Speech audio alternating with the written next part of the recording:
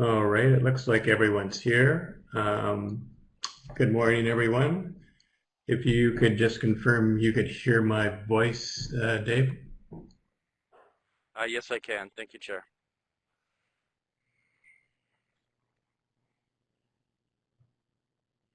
If you could hold up your thumb or something or nod your head, Dave, if you can hear me. Yes, I can. There does seem to be a slight lag, a slight delay, but yes, I can hear you. All right, assuming everyone else can hear me online, welcome to the 96th session of the IPHC interim meeting. We have 2 days to go through the agenda. It's a pretty full agenda for the next 2 days. This is a new technology that we're trying out, given the situation with COVID. So there could be a few issues as we go through, but we have an excellent team helping support us technically. So I'm sure that things may occasionally go awry, but we'll get it all sorted out.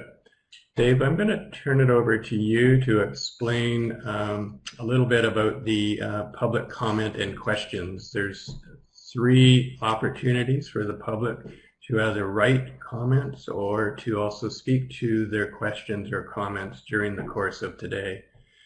The first time for public comment is after agenda item 6.5, just before lunch. And then the second is after agenda item 7.3. And again, there will be one at the end of the day.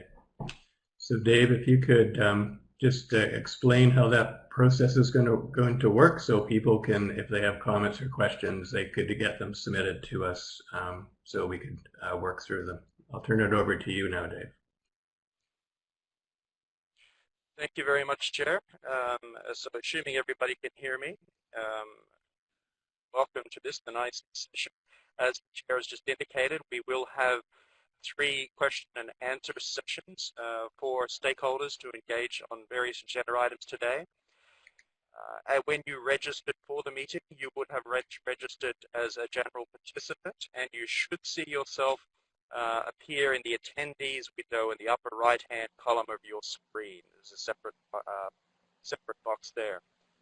You'll be able to hear the meeting, but webcams and microphones will be disabled by the organizers until those question and answer periods. On the video strip across the top of the platform, you can see all 6 commissioners, myself, and whomever will be presenting throughout the day. Just a reminder, if there are any technical issues that you are encountering with your access, no sound, for example, there is a help desk at the bottom right-hand corner of your screen. So if you just type in your issue there, one of our tech team will be able to respond directly to you and help assist resolve that problem with the meeting platform.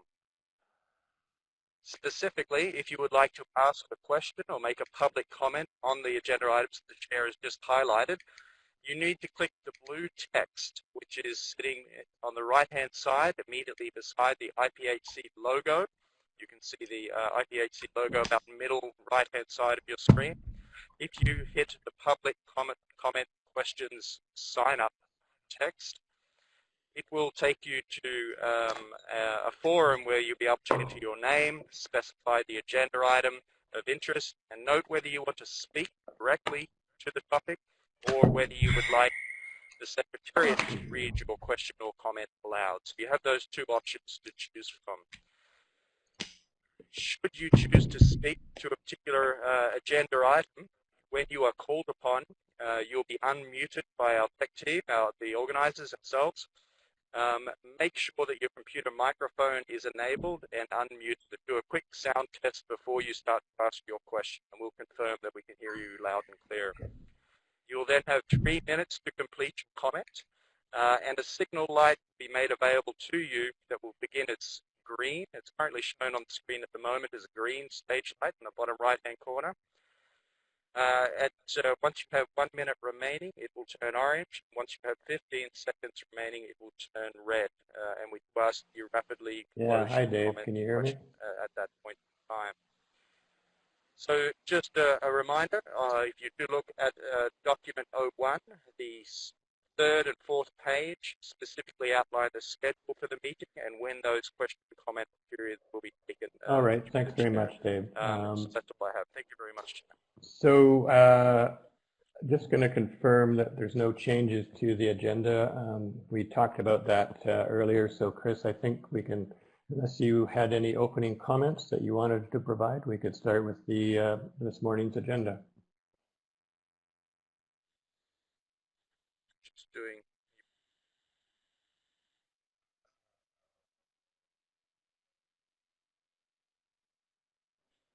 Can you got us there, Paul? Okay. Dave, then I think we can get started. We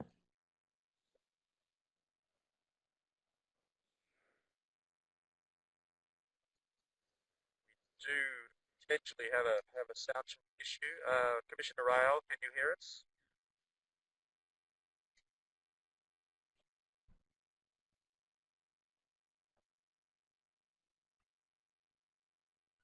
All right, thanks very much.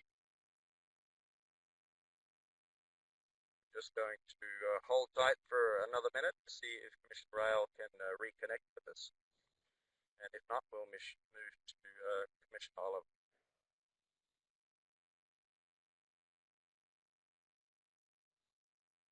Have any questions for you? If you have questions, just raise your hand. Yes, thank you. Welcome back.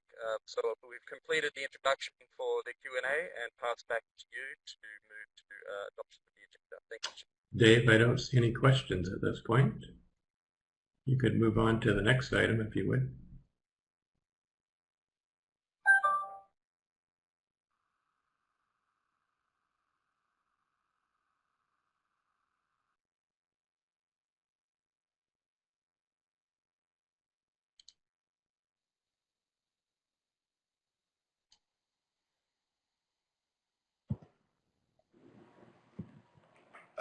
I don't have anything much. Good to see all of you again this morning or this afternoon, depending on where you are.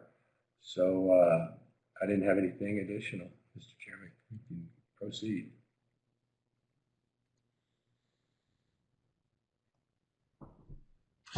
Thanks very much, Dave and Lara, for that update on the we move on to agenda item 3, which is an update on the actions arising from the 96th session of the IPHC annual meeting.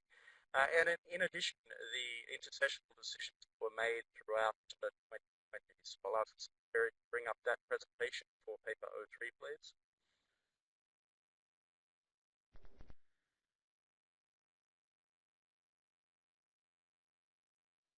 Thank you very much. So a reminder, this is agenda item 3, paper 03 on the interim meeting page if you'd like to download the presentation. So the purpose of this particular paper is, again, to provide the Commission with an opportunity to consider the progress made during the intersessional period since the last annual meeting, which was held in February of this year. And in addition to that, to consider a range of intersessional decisions that were made by the Commission in 2020 following the revision to the IPHC rules of procedure, which provided a more robust decision-making process intersessionally. A reminder that the 96th session, the Commission made 2 specific recommendations and 9 requests for action. And I'm going to step through those quite briefly in a short moment, noting that they will be reported on in full at the annual meeting itself in terms of where we are completing those tasks. In addition, there were 15 intersessional decisions made throughout the course of 2020, and almost all except one have been completed. And again, I'm just going to walk through those very briefly at this time. As I mentioned, 2 recommendations from IM096. The first to do with the space-time modelling of the IPHC Fishery Independent Setline Survey. And in particular, recommendation 01 was with a specific dart design for the FIS in 2020. This is reported out in paper 06, and a reminder that the Commission, in one of its intersessional decisions that we'll look at about just a moment, modified that design intersessionally due to COVID-19. The second recommendation, again, was related to the Fishery Independent Setline Survey, and it was to go ahead with the regulatory area 2A and 2B additional sampling components for the FIS, primarily for the Washington Department of Fish and Wildlife and then also for DFO Canada. Unfortunately, due to the revision to the Fishery Independent Setline Survey in 2019, the modifications were implemented in May. The two elements, additional components, were not progressed in 2020, and we've referred those to 2021.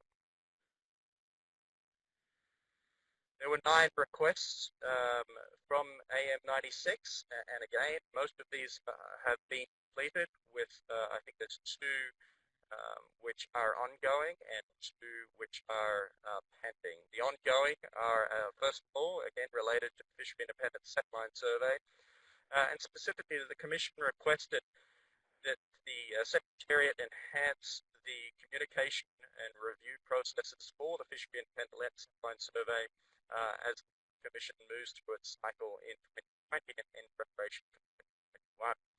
So just as an update, the FIS design work was presented for discussion initially at the Research Advisory Board in February of this year, and then in more detail at SRB, the Scientific Review Board, in June, and subsequently in September. We also intend on expanding our stakeholder engagement following this meeting in the lead up to the Commission's final modifications that may occur to the Fishery Independent Setline Survey at next year's annual meeting in January. We will also be working closely between now and then with various skippers and captains of vessels who will be actually contracted under the Fishery Independent Setline Survey to ensure that we are deploying the Fishery Independent Survey in the most efficient means possible.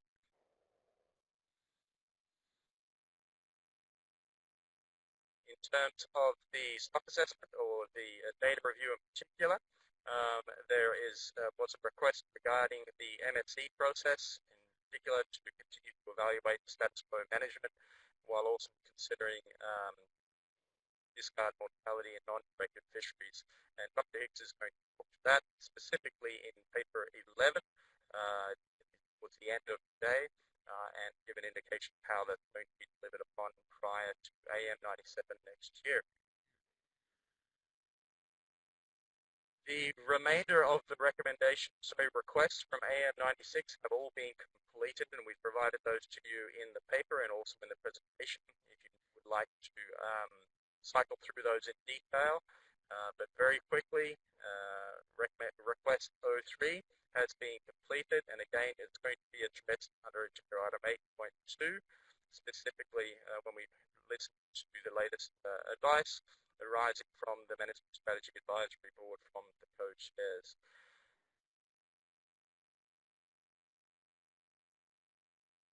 In terms of the stakeholder statements request, it's related to IM097, and so that request is pending, as we haven't yet received any stakeholder written comments related to any of the fishery regulation proposals. And we'll get about that a little bit later tomorrow morning when we get to review the current proposals before the Commission. Similarly, for the contracting party national reports from the USA, that is currently pending, and we expect the submission of the USA contracting party report 30 days prior to the annual meeting, so that is December, where NOAA will address the request from the Commission for more information surrounding the Fisheries Observer Program that's been intending on being implemented in 2021 in particular, noting, of course, the difficulties encountered in 2020 due to COVID-19. Rules of procedure were modified and published on the 7th of February 2020. The report of the second performance review, and specifically the recommendations that arose from that, were considered at an intersession meeting on 17th of March and adopted, and those will be covered in paper 13 towards the middle of tomorrow. Request 8 on size limits was to provide a new paper, and Dr. Stewart will speak to that paper 09, probably just before lunch today, and prior to the public comment period. And then finally from IM096, just the standard go ahead and publish and release publicly the report of IM096, which was on 7th February. Now, as I mentioned, there was a number of intersessional decisions made by the Commission this year, and those are laid out in various published IPHC circulars. So, as this was a new process this year, quick reminder for stakeholders, you will see on our website a publication series called IPHC circulars, and for intersessional decisions that were made or going to be made next year by the Commission, you will also see a date range which will be comprehensive and in series for the full calendar year. And so in this case, this was IPHC Circular 07, and intersessional decisions made between 1 January and 17th March when this circular was published. The first intersessional decision was related to the management strategy evaluation process. That has been completed, and I'm not going to speak to it in detail here. And again, it will be pressed under agenda item 8.2 when you receive the advice from the management strategy advisory report. Similarly, intersessional decision 02 related to reference SPR and fishing intensity. Again, this is in progress. We wrap up the initial management strategy evaluation process, and which will be reported out to you for IM096.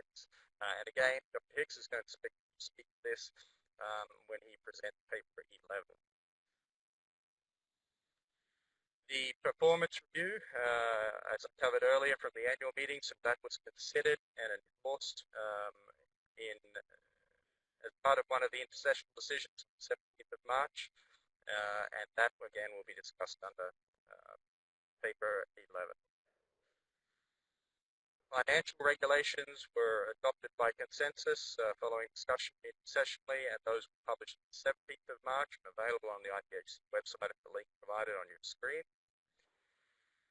The Fishery Independence Setline Survey, a modification that the Commission agreed to this year was to endorse the sale of the proportion of the FIS catch of U32 fish. And again, we're going to report on this a little bit more later this morning, but as a quick update, the sale of U32 fish that could not be returned to sea alive were landed and sold throughout the 2020 season with a cost recovery component approximately $65,000 with a unit price of $4.15 per pound. And again, as I said, we'll report out a little bit more when we talk about the implementation of the Fishery Independence Setline Survey this year. Intersessional decision 06 was related to a new FIS design that was agreed to in March, immediately prior to the global pandemic lockdowns that occurred in Washington, but also elsewhere throughout the US. But again, note that this was subsequently amended under intersessional decision 11, which we'll get in just a moment. Also intersessionally, the Commission adopted a couple of new fishery independent regulations or updates to the regulations. These were adopted on the 20th of May and published in IPHC Fishery Regulation 2020 via the website. Specifically, this was related to the implementation of Regulatory 2C reverse slot limit modifications, and then also Regulatory Area 3A modification of the lower limit, of the lower size limit. In addition, a modified fishery regulation adopted relating to Washington sablefish fishery, and again, this was amended and published as part of the fishery regulations on the 20th of May. Intersessional decision 0909. So as a result of the increase in intersessional meetings of the Commission and the associated decisions that were being made, the Commission has directed the Secretariat to prepare draft guidelines for these intersessional meetings, and for these to complement the current IPHC rules and procedure. And we have completed that task, provided it to you as paper 16, which we will discuss later tomorrow. Recommendation for adoption for IM096. Second to last was again the adoption of the final Pacific halibut fishery regulations, and for these to be published within 24 hours, noting the standard only minor editorial format made. And this was achieved through the Special Session Report S607, which is published on the IPHC website, and subsequently the revised fishery regulations. The intersessional decision 11 was the final design that was adopted for 2020, and so this was adopted on the 29th of May, and it related to the reduced fishery independent setline survey to core areas, removing 2A, parts of 2B, all of 4 associated regulatory areas, and part of 3 as well. And so again, this is going to be reported out to you as paper 06 by Lara Erickson and Ray Webster in terms of the success of that program.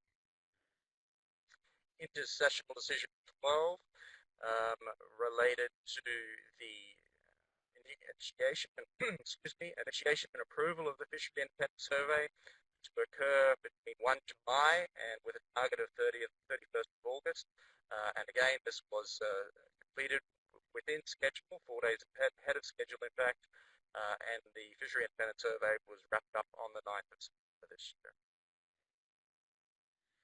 We also appointed new statement auditors for this year, and the first step as part of that process was for our current auditor to finalize the audits for FY 18 and 19, and the Commission endorsed that external auditor's report on the 11th of August. In addition, the Commission considered as part of intersessional decision 14 a modification to the fishing period for the regulatory area 2B commercial fishery, where the fishery was extended to the 7th of December. And so just a reminder that the fishery is currently closed for all areas except 2B, which will close on the 7th of December. And again, this was published as part of revised fishery regulations on the 7th of December. And then, as I indicated, we have moved to new statement auditors, and the Commission recommended and appointed the external statement auditor, Moss Adams, to undertake our statement audits for the next 3 years, starting with FY 2020. And that process has already commenced, and we expect the first audit report to be with us within the next couple of weeks. So, Chair, we're simply asking for commissioners to note these updates, and we'll provide further updates clearly to IM097. I'll see if there's any questions from commissioners, either for you or for Lara. Thank you, Chair. Peter.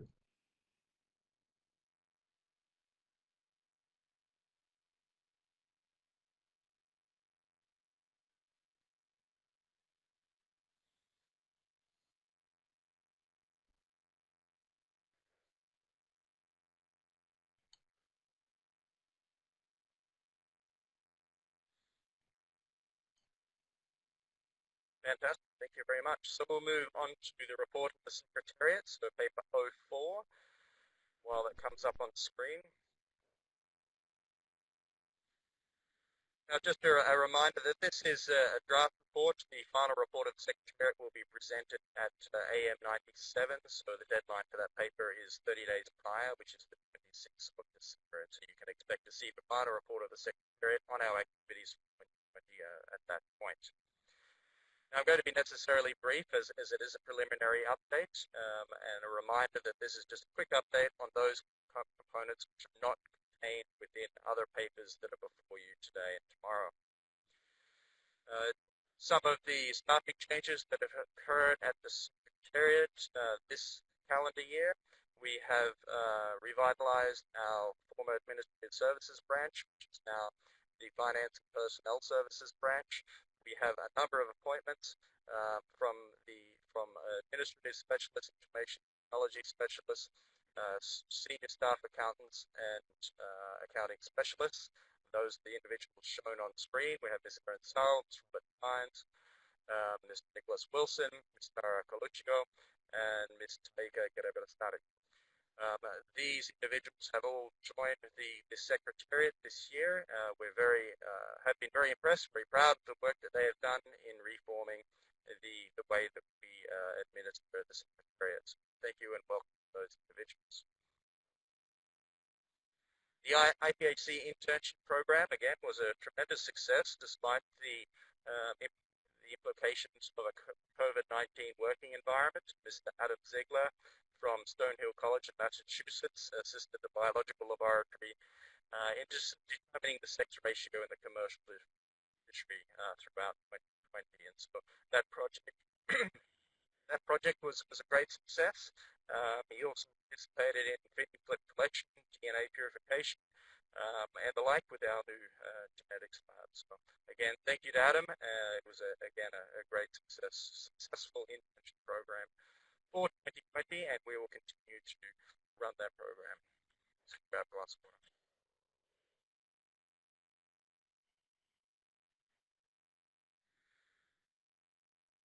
In terms of the IPHC Merit Scholarship, I'd like to thank the panel for reviewing and recommending Mr. Halen Bankan-Bakal as our successful Merit Scholarship recipient for 2021. Halen is expected to attend Whitman College in the very near future, and he will be receiving the standard bursary of $4,000 per year for a maximum of 4 years. And so congratulations, Halen, again, in receiving the IPHC Merit Scholarship for 2020. A reminder that we run this scholarship program every 2 years, and so the next Merit Scholarship recipient application process will occur in 2022. And just a reminder as well, we still have Kai Dahl from Petersburg, Alaska, who is due to be wrapping up her Merit Scholarship and her associated degree in 2021. The report also just outlines very briefly a reminder of the fishery regulations that were adopted in 2020. There were 6. Those are shown on screen. I'm not going to step through them, but they're there just for information. In terms of interactions with contracting parties, at this point I'm going to pass to Lara Erickson, who's going to... Hello, can you hear me now? Where it has been undertaken. So over to you, Lara. So thank you, Dr. Wilson. In 2020, the IPHC Secretariat has worked more closely with various representatives from contracting party agencies for both Canada and the United States of America. We are collaborating and working to identify any potential data gaps in reporting and to update data where possible. We are also working with the contracting party agencies to access similar and consistent data.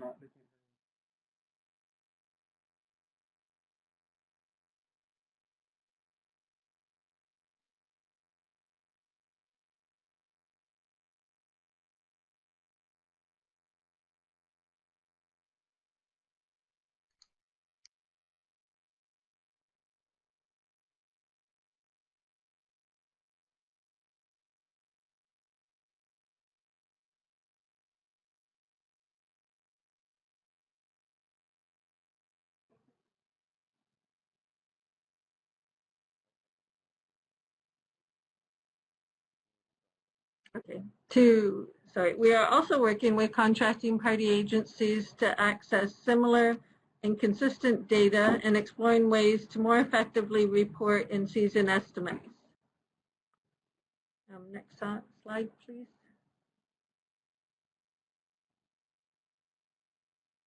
Sorry, next slide, please. Yeah, thank you. The IPHC Secretariat continues to work with contracting party agencies in Canada to address gaps in coverage for the IPHC Fishery Independent Setline Survey, and we are also working with agency staff to streamline this process where possible. Next slide, please. The IPHC Secretariat worked with contracting party agencies in the United States of America to address gaps in coverage for the IPHC Fishery Independent Setline Survey. and successfully fished stations in Glacier Bay National Park in 2020, thereby eliminating any gaps in coverage in the waters of the United States of America. And the Secretariat would like to extend a special thank you to NOAA Fisheries John Lepore and park staff for facilitating this work. And then I will return it to Dr. Wilson.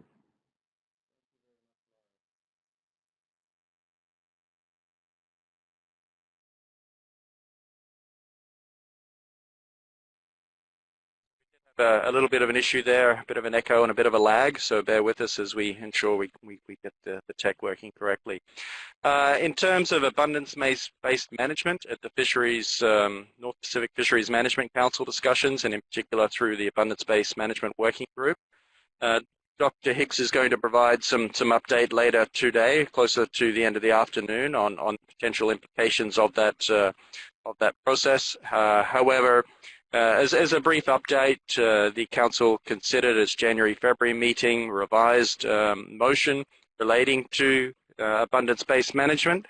However, at the recent October meeting of the abundance-based management, while being identified as a priority agenda item, the Scientific and Statistical Committee discussed the operating model and its associated results. However, due to a misspecification of directed commercial mortality in the model for 2019, the SSC didn't recommend it up to the Council for consideration at this time.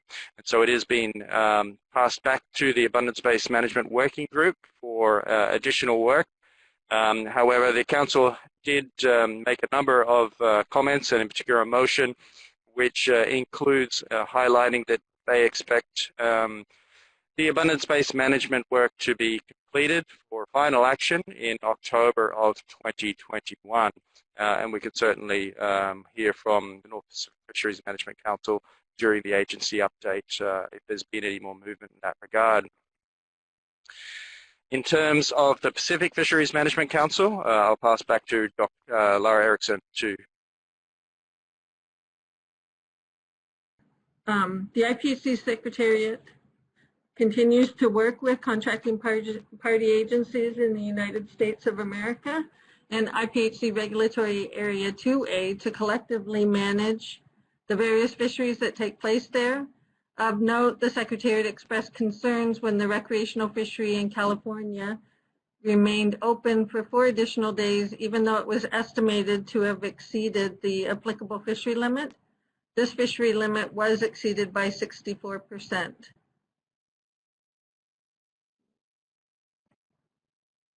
And the IPHC Secretariat has worked with the contracting party agencies on shifting the management of the Pacific halibut fisheries in this area from IPHC to the contracting party. In line with this work and these efforts, the Pacific Fisheries Management Council adopted for public review several steps to this end that are listed here, with multiple alternatives. And then the alternatives you see listed here are currently being considered at the Pacific Fishery Management Council November meeting. It's currently taking place as we speak. Of note, earlier this week, the Pacific Fishery Management Council approved the motion in support of the 3-day fishing period limit that IPHC implemented this year, stating wide stakeholder support for this change and the benefit it brings to the local coastal communities. And then I will pass it back to Dr. Wilson. Thank you very much, Lara. Other activities that we have been involved in, which are worth drawing your attention to, include further significant enhancements of data availability and visualizations particularly for the Fishery Independent Setline Survey, but more broadly as well. These will be presented to you later this morning, but I would draw your attention to the publication of the 2020 Fishery Independent Setline Survey data on the 27th of October via the IPHC website. If stakeholders have not had an opportunity yet to familiarize yourself with those visualizations and the ability to do individual searches and also downloads of various sections of the Fishery Independent Setline Survey data. I do encourage you to do so over the next couple of days. It would help us greatly if you provide additional feedback into the utilization, or utility rather, of that information. So please do take the time to have a look at those visualizations. Annual report was published ahead of schedule and is available on the IPHC website. This was pre-COVID-19, and so we do unfortunately have a number of hard copies here which we're not sending out to stakeholders, but the report is available online in PDF for downloading. We do expect that the annual report for 2020 to be published in the first week of March next year. Continuing in that vein, in communications and outreach, the IPHC circular and media release format has continued. We are into fully electronic information distribution. It's been very fortunate that we moved in that direction a number of years ago, and now in a COVID-19 operating environment where we are not sending any paper documents out from the IPHC Secretariat, we have been well placed to provide all of the information electronically to various stakeholders. So that's been a very fortunate and very useful change to electronic formats. While there is traditionally a considerable amount of effort put into public outreach in any given calendar year, and attending conferences and meetings, providing engagement at various scientific forums, and also at more broader educational or training events, due to COVID-19, these operational activities have been substantially or significantly reduced. So in 2020, for example, all of our communications and outreach of attending committees and external organizations since the 23rd of March has moved to an electronic engagement only. That said, I think it's actually been enhanced in many ways. It's allowing more stakeholders to engage, more Secretariat to engage at the range of meetings that we would normally attend. I'm not going to step through these in great detail, but they're provided in the paper, and it does give you an indication of the various committees and external organization appointments that we hold, and also the associated meetings that were held for those particular organizations or committees. Again, the physical conferences and symposia that were attended, there was only 3, and they end the last closing on the 12th of March, immediately prior to the COVID-19 shutdown on the 23rd of March. And we have not attended any physical meetings since that period. And realistically, we don't expect to be doing that again until early next year at the very earliest. In terms of our public outreach, again, we were only able to attend one activity, the Pacific Northwest Sportsman Show in February, again prior to COVID-19, with all other activities having been cancelled for the remainder of the year.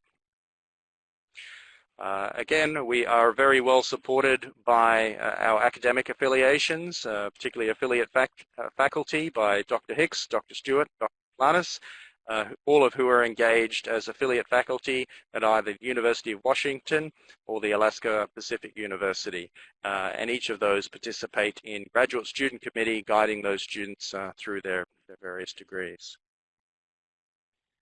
I'm also very pleased to indicate that for 2020 to date, we have 10 peer-reviewed journal articles that have been published as primary authors, as shown on the screen, and the authors will potentially talk or reference those during their presentations throughout the day, with a number of 6 others that have IPHC Secretariat staff as co-authors.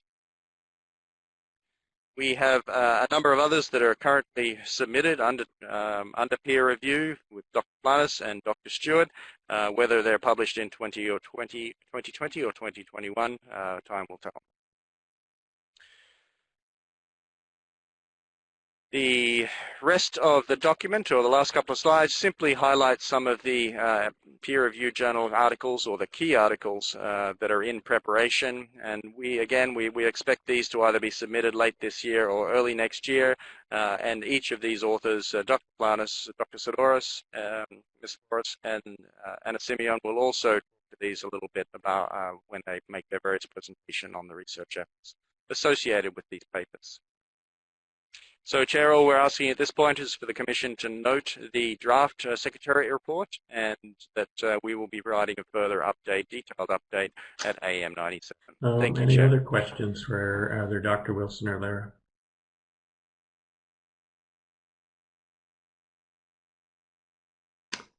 I'm not seeing any, Dave. I think we can move on to agenda item 5, State of the Fishery, which I think, Lara, you're presenting.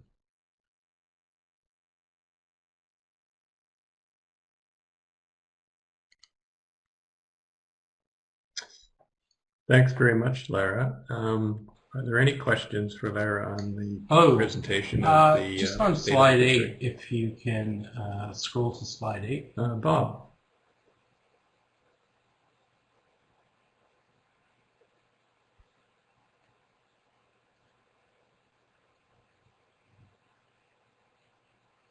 Sorry, it was just about the areas, and I was curious if the MPAs in question were specific to the Hecate Strait sponge reef, or if they included any of the MPA areas within Guayhanas or the rockfish protection zones, and if you guys were allowed to survey there. Thank you. Yes, through the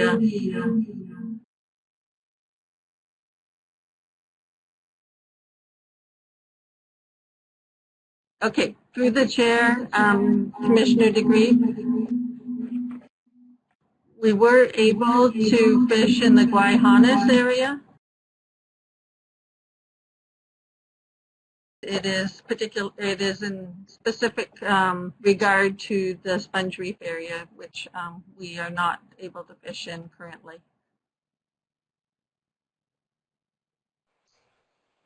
Yeah, thank you very much for that clarification. Thank you very much for that clarification, Lara.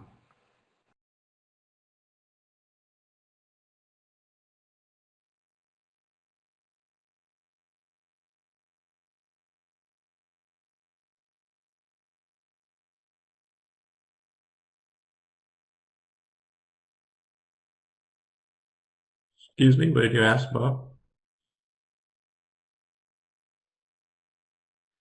That's correct. Over to you, Lara.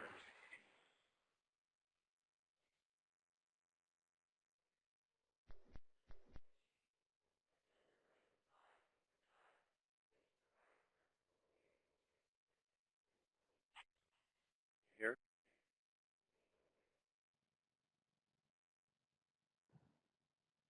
Hello, can you hear me? Okay, thank you. So in 2020, let me advance this slide. So in 2020, the total Pacific halibut mortality was projected to be 16,104 tons from all IPHC convention area waters. And just keeping in mind that all values presented here are in net weight and represent removals for the entire calendar year. So this is through the 31st of December. So most of the coastwide removals came from the directed commercial fishery at 64%. This was then followed by the recreational fishery, which represented 17% of the removals. The non-directed commercial fishery was at 14%. And finally, the subsistence and fishery independent setline survey with IPHC research was at 3%. So in comparison, the 2019 removals, of almost 2,000 tons. Reviewing changes in ratio, more of the 2020 removals were from the directed commercial fishery and less from the non-directed commercial fishery. Upon review of these removals in comparison to IPHC mortality limits, all removals were within the applicable limit for removals in Canada being 3% under and the United States of America being 6% under and 6% under for the entire IPHC convention area. On a closer review by fishery, the directed commercial fishery in Canada was open on the 14th of March and is still open, as Dr. Wilson mentioned, until the 7th of December. The removals are projected to be at the fishery limit of 2,322 tons given the season extension. In the United States of America, in IPHC Regulatory Area 2A for the Treaty Indian fishery, 222 tons of Pacific halibut were landed following an unrestricted fishery, a restricted fishery, as well as a mop-up fishery. These landings were within 1% of the fishery limit. Just of note here, we did have some updates recently from the tribes. The unrestricted fishery was extended through the 30th of September. The restricted fishery was extended to 222 hours from the 102 hours, and the mop-up or late fishery shifted to the 5th of October to the 18th of October, rather than the 1st of October. The non-treaty Indian fishery saw landings of 110 tons following 5 58-hour fishing periods, with the first opening on the 22nd of June and closing for the season on the 19th of August. And these landings were estimated to be 5% under the limit.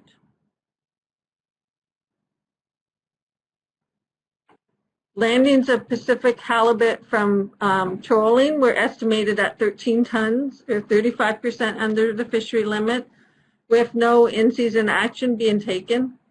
And landings of Pacific halibut by vessels with an incidental to stablefish license were estimated at 28 tons, or 12% under the fishery limit, with 2 in-season actions. The first action was to increase the ratio from 200 Pacific halibut pounds to every 1,000 pounds of stablefish to 250 Pacific halibut pounds to every 1,000 pounds of stablefish.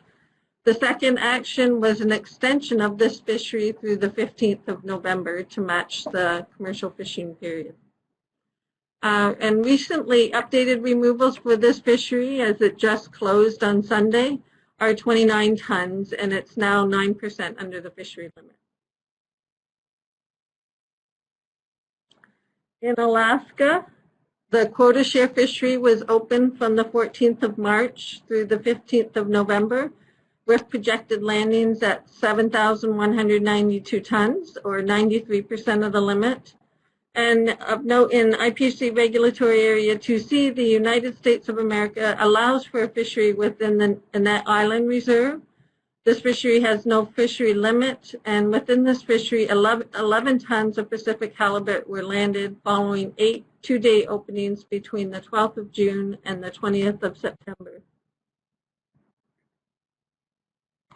So on the links displayed below on the screen, and a quick look at the year-to-date details for 2017 through 2020, the coast-wide 2020 removals were delayed for much of the season, with landings picking up and lining up with previous removals in the last few weeks of the fishery.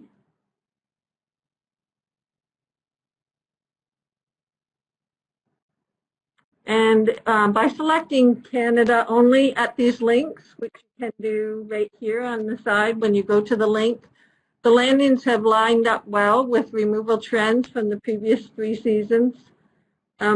Noting these graphs are out of date now because we had a recent update just on Monday for these details.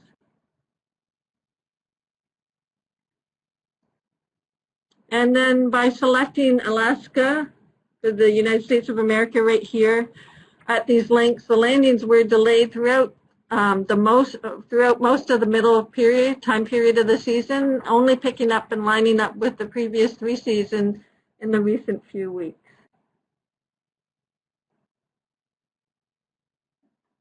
So moving on to the recreational fishery by contracting party. In Canada, 2020 removals are now projected at 236 tons, or at 59% of the limit, which is an update to the values you see here. There was one in-season action, which was to match the daily limit to the possession limit. And additionally, due to COVID-19, there was no experimental recreational quota fishery in place for 2020. In the United States of America, in IPHC Regulatory Area 2A, estimated removals were at 189 tons, or 69%. Recent reports from the contracting party state agencies have harvest in Oregon increased by less than a ton, and the recreational discard mortality in Washington state is at a slightly lower level than it was in 2019.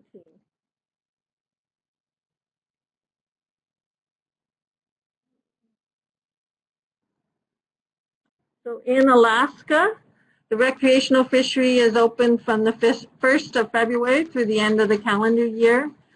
In IPHC Regulatory Area 2C, 227 tons of Pacific halibut were harvested in the charter sector, or guided fishery, coming in at 36% under the fishery limit. There was one in-season action in 2020 on the 20th of May. IPHC fishery regulations were revised to allow for a broader slot limit. Pacific halibut up to 45 inches in length may be retained from that point, where previously the lower length limit was 40 inches. And 25 tons were also harvested, 25 tons of Pacific halibut were also harvested as guided angler fish. So in IPHC Regulatory Area 3A, 724 tons of Pacific halibut were harvested in the charter sector, or guided fishery, coming in at 7% under the fishery limit. This regulatory area also saw some in-season action, or an in-season action. Again, on the 20th of May, IPHC fishery regulations were revised to increase the maximum size from 26 inches to 32 inches in length. And additionally, all day closures were removed, as well as the annual limit. And approximately 1 ton was landed as guided angler fish in this IPHC regulatory area. In Alaska, private anglers harvested 1,310 tons with no fishery limit, no annual limit, and no size restriction. 526 tons were harvested in IPHC Regulatory Area 2C, and 771 tons were harvested in IPHC Regulatory Area 3A, with other IPHC regulatory areas accounting for the remaining 13 tons of Pacific halibut removals. In the subsistence fishery, coast-wide removals of Pacific halibut represented 479 tons. In Canada, the removal estimate of 184 tons has been the same since 2007. In the United States of America, the West Coast removal estimate was 15 tons, which was updated most recently at the end of 2019. And the Alaska removals were 281 tons, with the estimate having been updated in 2018, apart from the CDQ portion, which is updated yearly. Non-directed commercial fisheries occur throughout the calendar year with associated discard mortality of Pacific halibut. Coast-wide, these removals were estimated at 2,281 tons, which represents a decrease from estimated removals for 2019. Of these removals, 111 tons occurred in Canada, and in the United States of America, 49 tons occurred off the West Coast, and 2,121 tons of Pacific halibut died following capture in these fisheries.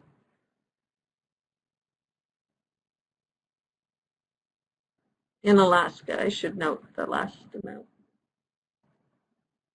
So IPHC research in the Fishery Independent Setline Survey removed 407 tons of Pacific halibut from the IPHC Convention Area waters, with removals of 89 tons in Canadian waters and 318 tons of removals from the waters of the United States of America. So all estimated removals by contracting party and by IPHC regulatory area were below the 2020 mortality limits, as you saw on an earlier slide. However, some removals were in excess of the applicable fishery limit or the fishery projection. In Canada, this was the case for the directed commercial discard mortality, which was projected at 59 tons, and was estimated to be 75 tons in 2020. In the United States of America, removals of directed discard mortality in IPHC regulatory area 2A were above the projected level by 10%. Recreational fishery removals were also above fishery limits or projections in California by 64% and in several areas in Alaska.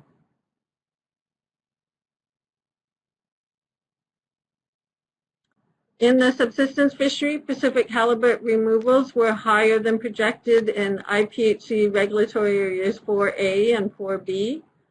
And regarding non-directed commercial discard mortalities, projection levels were exceeded in both IPHC regulatory area 2C and 4A.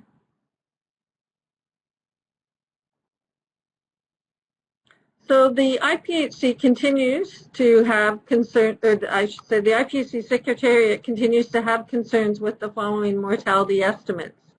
In the directed commercial fishery, the Secretariat has concerns with the discard mortality estimates with low observer coverage. In the recreational fishery, self-reporting by lodges in British Columbia and in Alaska is of concern. In the subsistence fishery, the lack of current estimates is of concern. And then finally, in the non-directed commercial fishery, the Secretariat has concerns for these estimates with no update for these removals in Canada for 2020 and unaddressed low observer coverage in the United States of America.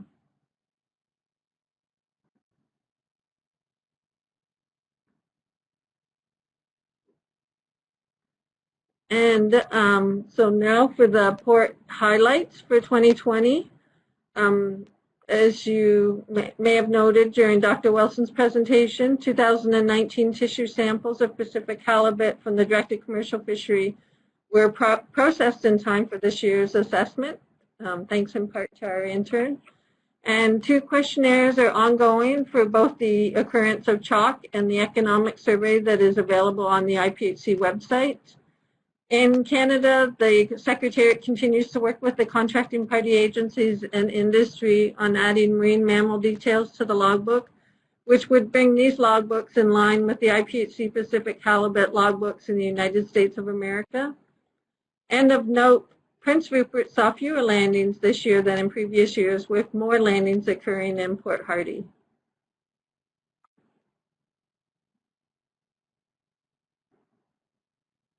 In the United States of America, ex-vessel prices were consistently reported to be low. Kodiak saw fewer landings than in previous years, likely due to the pandemic, and Dutch Harbor saw an increase in landings, which was likely in response to coastal community closures in the face of the pandemic. Whale depredation also remained a concern with increased interest in slinky pots, and I will touch more on the use of pot gear on slide 28.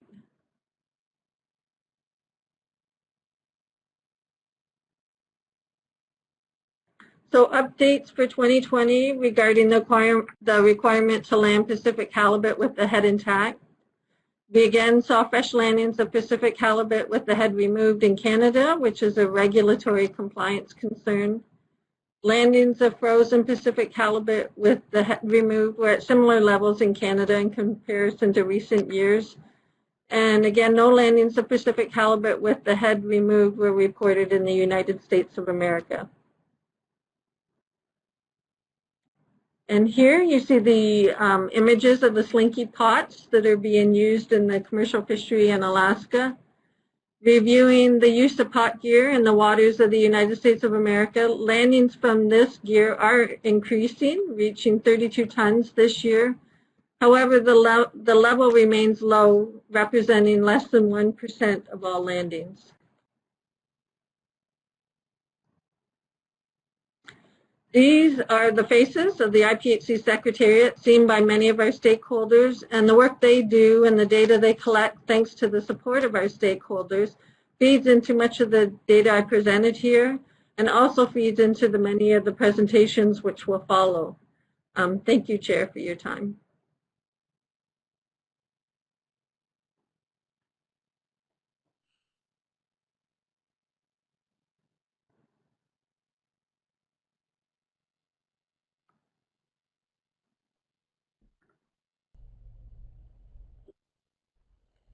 Yeah, Laura, back on slide 6, there's a picture of halibut, and a couple of them have these red tags on the tails. Is that for marketing, or is that something IPHC is involved in?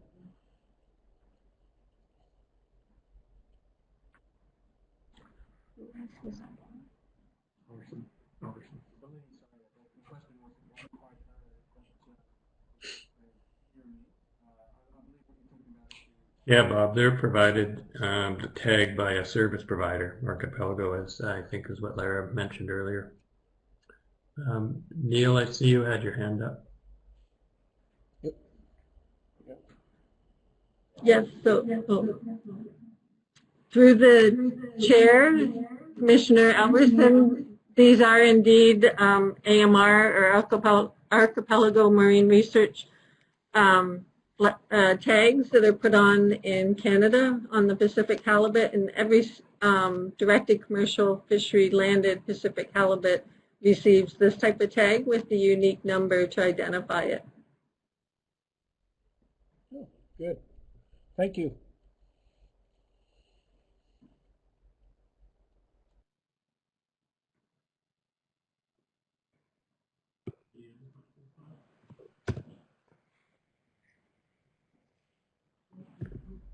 So Paul, is that put on by the fisherman or at the processor level?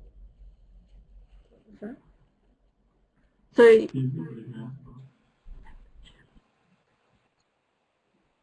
was wondering if those red tags are put on by the fishermen when they're icing their own fish, or are they at the processor level, or when are those tags? yes, thank you.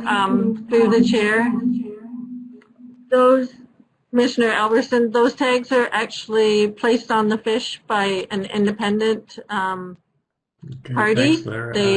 They observe the offload Neil? and they independently tag each fish, so it's neither by industry or by the fisherman himself, nor is it by Lara, I have DFO. a It is actually question, by an independent maybe party. more just generally, what sort of issues you or staff out in the field may have experienced due to any COVID-19 requirements. So I guess more generally, were there things that had to change in the collection of data or any other issues that arose in collection of data because of requirements to social distance or not being able to access good morning, ports or everyone. anything like that? Laura, I had a question about the bycatch rates, the right, bycatch Laura. amounts, and was curious if we have any information to suggest whether they are due to a decrease in rates of bycatch or just due to the amounts of catch in Yeah, I those was going to move on then to fisheries. the next agenda item 6.1. Through the chair, Commissioner Davis, Still you, Laura. our thought is that potentially it is due to the decreased fisheries that we have seen during 2020 in those areas. Likely, as you are aware, there was limited to no Pacific cod fishery in the Gulf of Alaska and limited in Bering Sea as well. So we anticipate those removals to be reduced as a result of that. However, we have not investigated that to ascertain whether that is actually the case.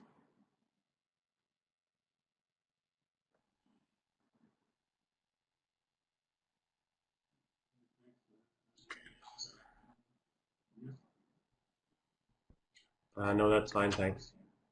So, Lara, we can move on to 6.1.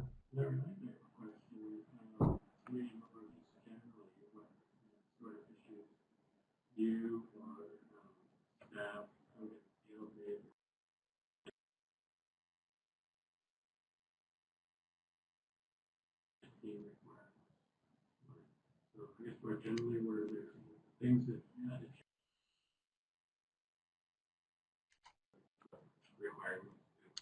Thanks very much, Dr. Webster and Lara. Questions for either Lara or Dr. Webster? Yes, thank you, Chair. Chris.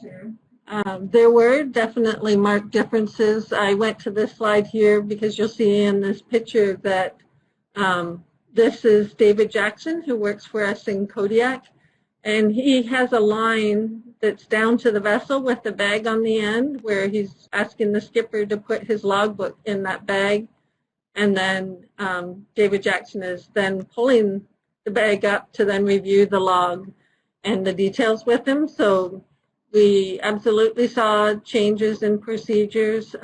We were quite strict with the IPHC Secretariat in that we limited their exposure. We had them conducting skipper interviews remotely rather than in person, and we had limited exposure for them at the plants. On the setline survey, we also required them to undergo the 14-day quarantine, even though that was no longer required by the state in Alaska. We did have that requirement in place throughout the setline survey season.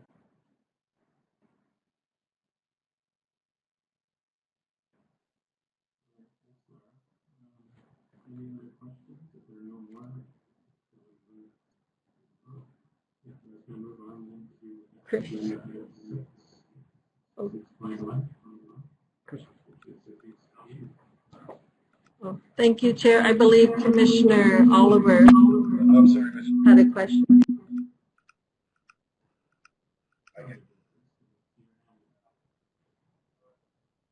Yeah, sorry. I thought I had my hand up button, but I can't tell. You can see me. I think you can see me, but maybe my button's not working. To Neil's question about bycatch rates, I was curious about that too. I should, but I don't. Yeah, I heard the question, but it looks like we lost you know that Dave answer. and Lara. Get that answer for you because I'm curious about it too. Just a quick question, Laura. Archipelago tags. Dr. Webster, is that something that you could address? A little context for me. What are those tags for? Is it tracking an independent industry tracking system, or can you tell me a little bit more about that tag program? Yes, through the chair. I'd be happy to respond to it, although probably the chair as well as Commissioner Davis could speak to it. It's part of the quota share program, and as well as Commissioner Degree. It's part of the quota share program in Canada, and when the program went into place, it was part of their requirements that they, and it was to validate every fish that came across the dock, and to assure that there was only legally landed fish that was entering the marketplace. So that tag identifies every single Pacific halibut coming across the dock, and it ensures that if you receive halibut in the market or somewhere, Pacific halibut in the market or from a buyer, that if it does not have that tag, then you know it is not a legally landed fish. Chair, I hope I captured that effectively for Canada. Thank you. Yeah, thank you very much. Can I add to that? Through Paul?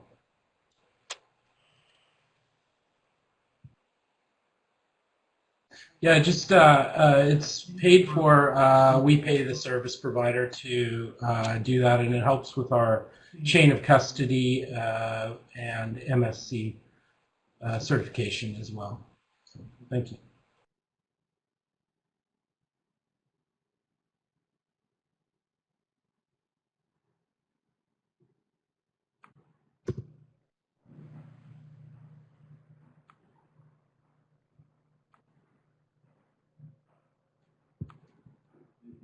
Oops. Thank you. I didn't have anything further. Thank you, Peter and Laura. Oh, now I can't hear Paul.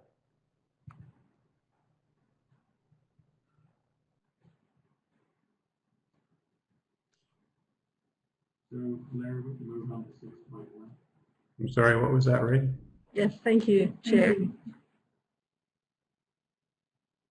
I'll just wait till the support team brings the presentation up. Yeah, I can hear you, Lara.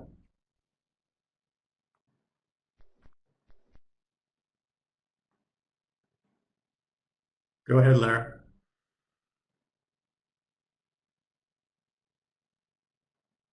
So again, thank you, Chair. I will be presenting Agenda Item 6, Paper 6, Rev 1, along with Dr. Webster, and this is on the Fishery Independent Setline Survey design and implementation in 2020.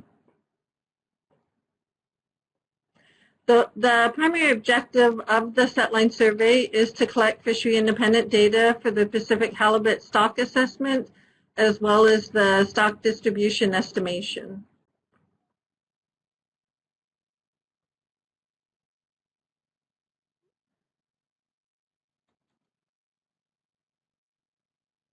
Sorry, it took a bit to advance the slide. So 2020 marked the second year for the collection of individual Pacific halibut weights at sea on the scales that you see here. So lengths and weights were taken in concert. And then on the Setline Survey, all gear and bait are standardized. Fixed gear is used, with each skate measuring 1,800 feet in length. There's 100 hooks on each skate with 18-foot spacing and a size 16 hook. In regard to the bait, the number 2 semi-bright chum salmon is used, with each hook baited with 1/4 to 1/3 of a pound. And the Setline Survey captain confirms the quality of the bait that is used. So in 2020, 11 vessels were contracted, fishing 951 stations that you see marked here, in IPHC regulatory areas 2B, 2C, 3A, and 3B. We also conducted a gear comparison study in IPHC regulatory area 2B. The gear comparison study was conducted in the St. James Charter Region in IPHC Regulatory Area 2B, with each station being fished twice, once with fixed gear and once with snap gear. This study has the potential of increasing the number of vessels available to the Setline Survey, and it also recognizes the increase of this gear type in the directed commercial fishery.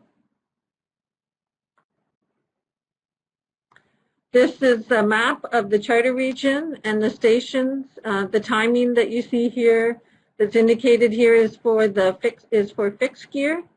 So the timing for the snap gear would be the opposite of this.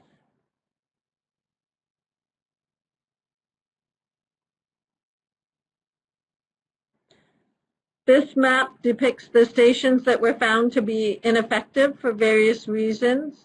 There are 4 stations also on this map that were deemed effective, even though orca whales were observed. And you can see those with the triangles here.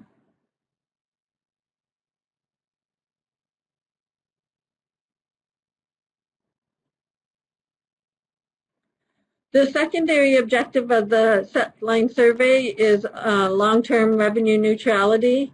In line with this, we improved the fish sale process with the request for tender for each sale. All submissions were evaluated against specific criteria, with price being the primary consideration. Controls were also in place and followed, and buyers were invoiced for every sale or any sale. Regarding vessel charter agreements, a call for requests for tenders was sent out and posted on our website. And again, all submissions were rated against specified criteria, with price being the main consideration. Now, as Dr. Wilson had mentioned in the earlier presentation, U32 Pacific halibut that were sampled were retained and sold, and the prices that we saw for those fish were very similar to the prices we saw for O32 fish in the 10 to 20 category for 2020.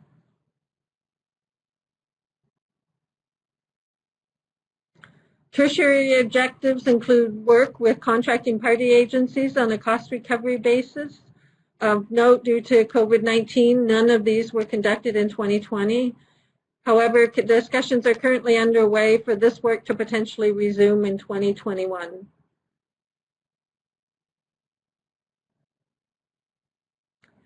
The links here allow any user to access the Fishery Independent Setline Survey data with respect to Pacific halibut, CPUE. You'll see on the top link here, followed by the setline survey performance, so how effective the stations were that we fished, and the Fishery Independent Setline Survey biologicals, which is primarily Pacific halibut biological details, and as well as data downloads and data on non-Pacific halibut catches.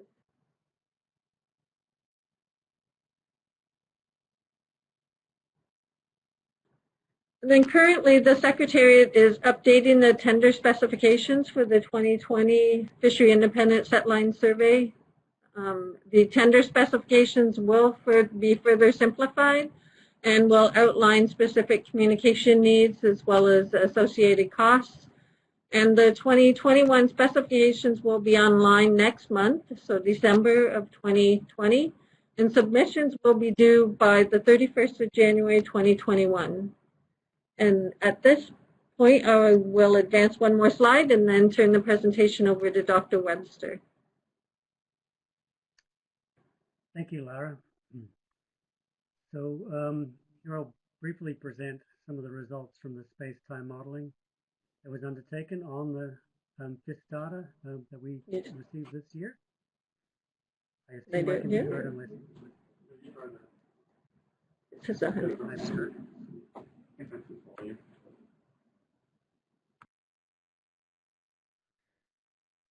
I'll continue.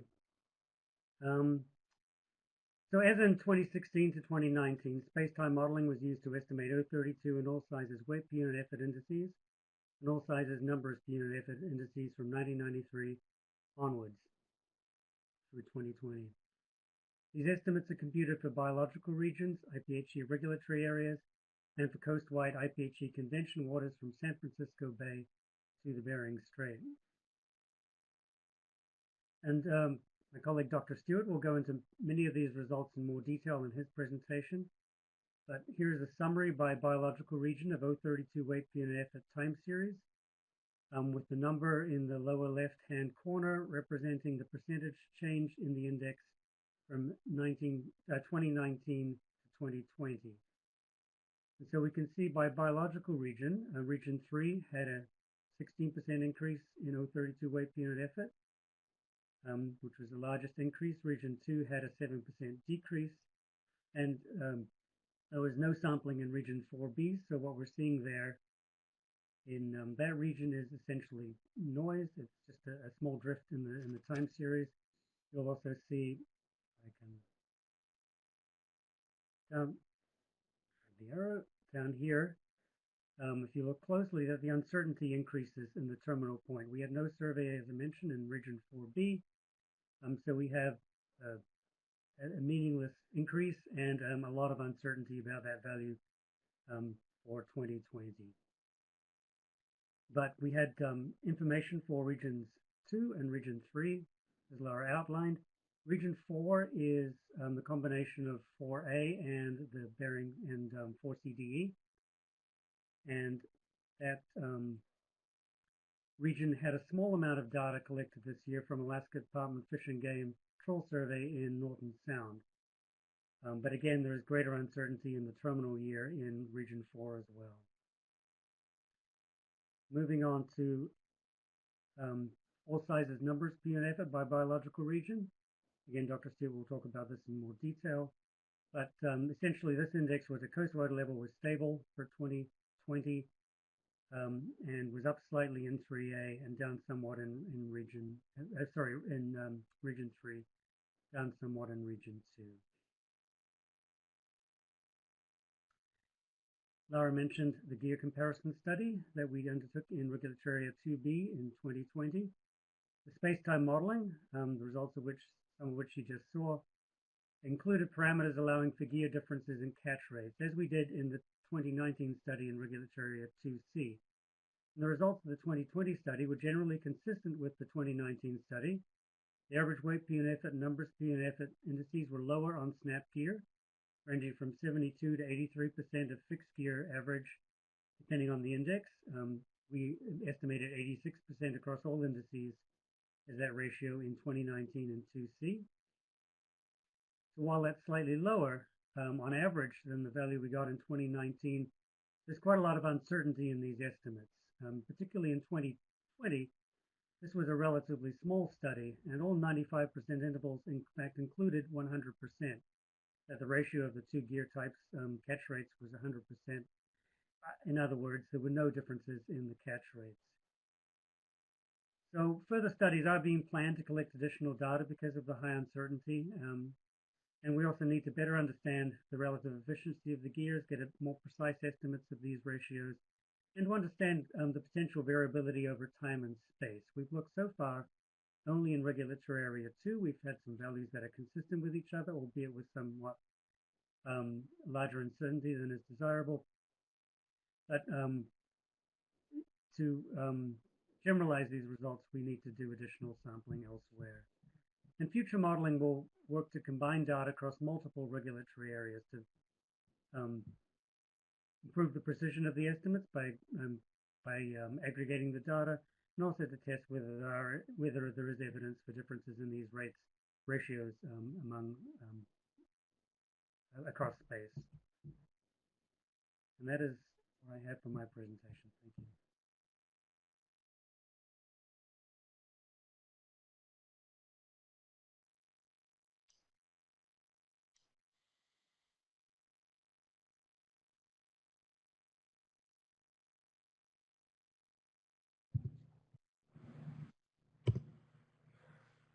Thank you, Mr. Chairman. Question about whale depredation pursuant to slide 8.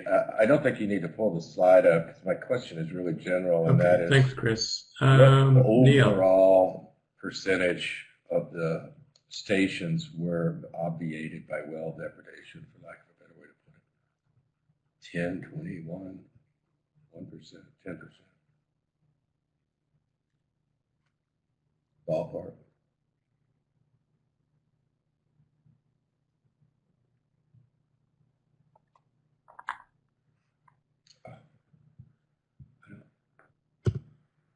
Were you able to hear me? I'm sorry, were you able to hear me, Mr. Chairman? Through the chair, can you hear me now?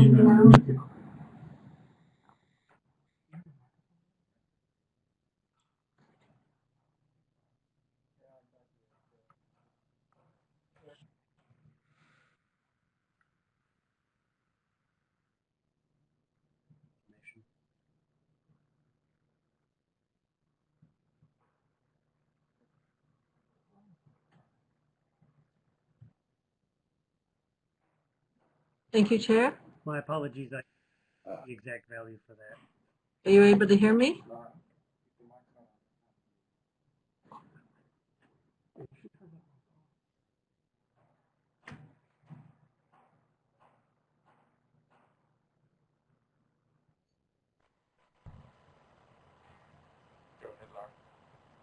Momentary out.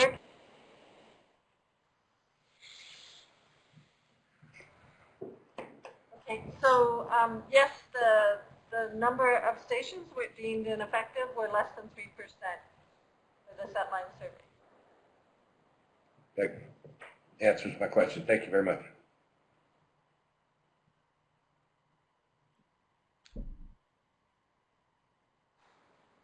Thanks. I'm using headphones. Hopefully this is better for the feedback.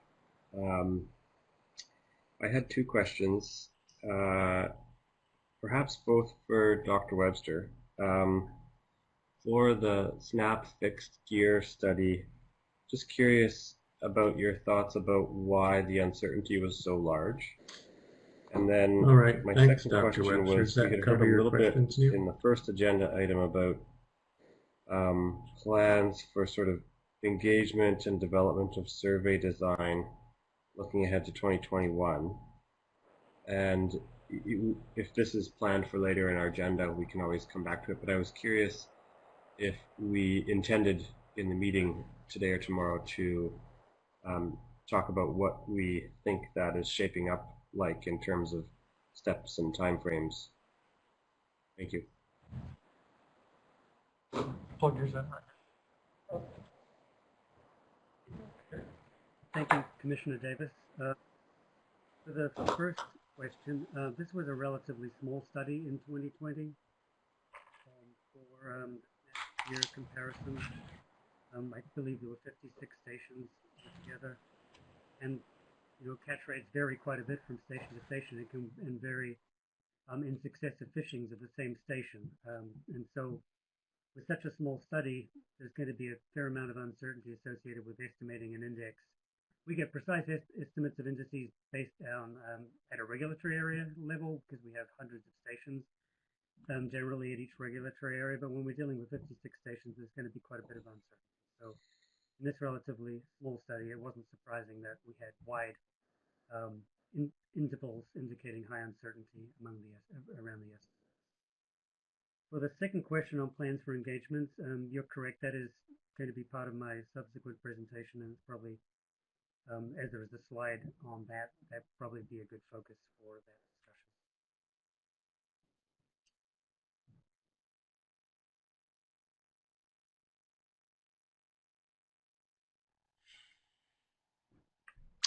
Thanks, Dr. Webster.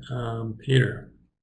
It does, thank you. I guess sort of looking ahead, perhaps interested to hear about whether there are plans to adjust the scope of those comparison studies to address that variability, or if Dr. Webster thinks that we can still draw some useful information from the way it's currently constructed. Thank you, Commissioner Davis. To follow up, we do have plans for an additional study in 2021. Once we've done a number of these, well, in fact, with the 2B and 2C study, I do have plans when time allows to fit some models which combine the data from both of those studies. And in 2C in 2019, we had intervals that barely touched 100%. Which was somewhat narrower than what we got in 2020. Combining data, if we can, from both of those studies will allow these estimates to be made with greater precision.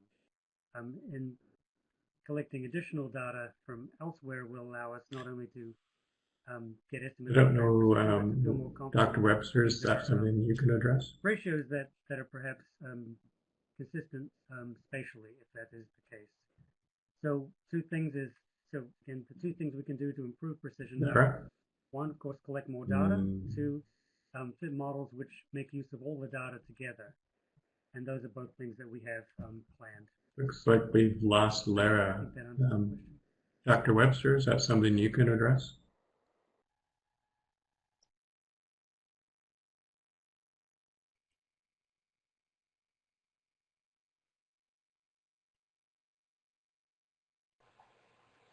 Oh, wait.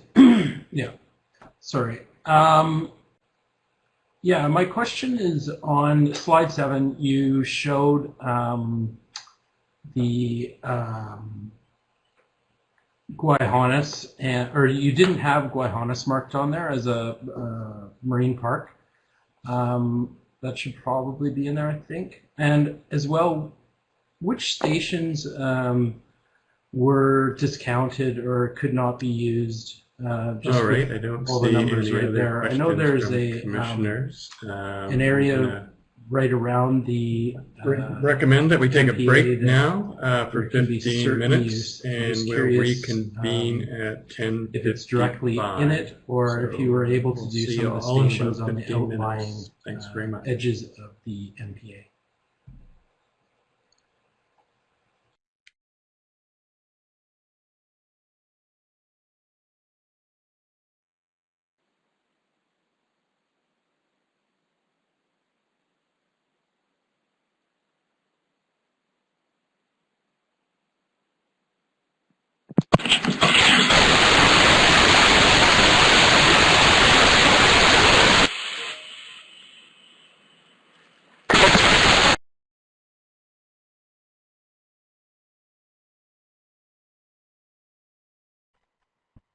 Through the chair. Yes, the stations that are well within the conservation area. We're not able to fish. However, if you look at the stations that are right on the edge, we are able to fish those by following our protocols of moving them within no more than 3 nautical miles. Okay, thank you. One other, well, I have a number of questions, but just on the next slide, on slide 8, I was under the understanding that one of the surveys had to be redone for soak time greater than 24 hours within 2B, and that was in the gear comparison study. And I'm just curious if that's correct. Yes, through the chair, that is correct. It was actually on the vessel that was fishing with snap gear.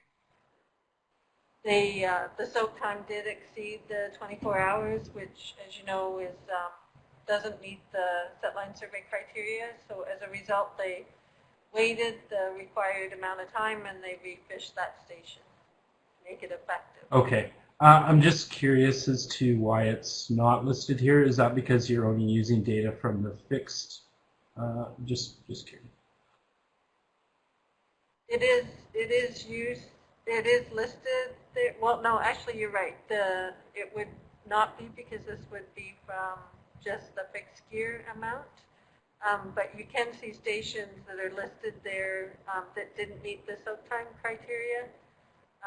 Although we don't then indicate whether the station was refished to then allow for it to be effective on this map currently. Okay, thank you very much. One other comment, just on the U32. I don't know this is for you, Laura, but well done. I'm glad to see we're not wasting those fish, and they came in at a value. Very good cost recovery. I just want to ensure that that's moving forward. We're continuing with selling the U32 that are going to be dead. I just want to make sure we're continuing that. I'm not sure if that was a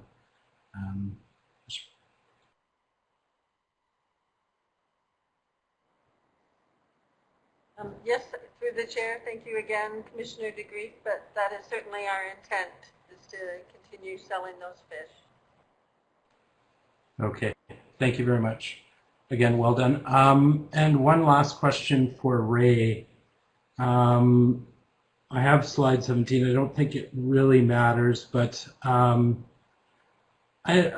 through some of the numbers, I noticed the catch rates were, or you said the catch rates were very similar. I'm just curious why the weight per unit effort and the numbers per unit effort would be so much lower. Is that strictly due to hook competition, or am I kind of missing something here? I'm not quite following that.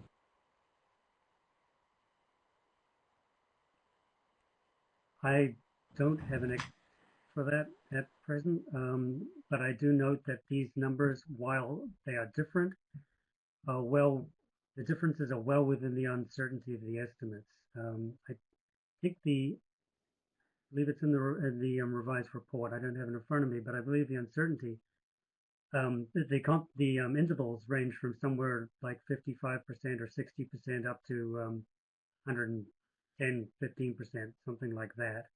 So 72 to 83%, there is no meaningful difference between those numbers. So I haven't looked at the data closely enough to see what it is in the data that's leading to that, but it's not something that troubles me given the uncertainty around these values. Okay, I just noted that the snap boat delivered 56,000 pounds and the other fixed vessel delivered 50,000 pounds. So I just didn't understand myself.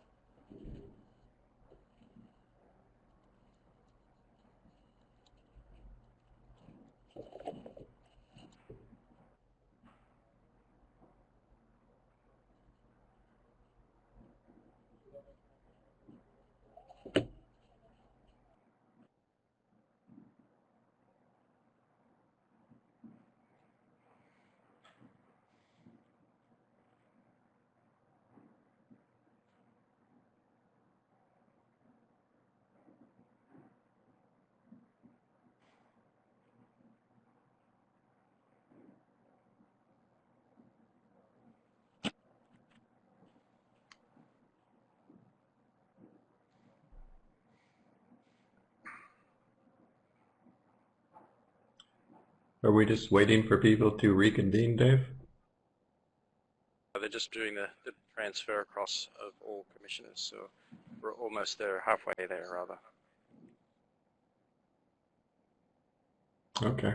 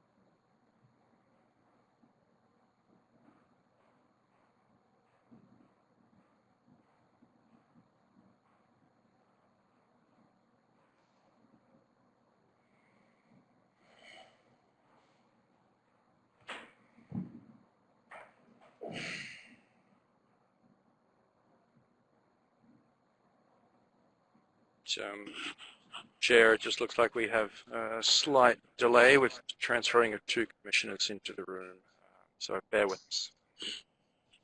Okay.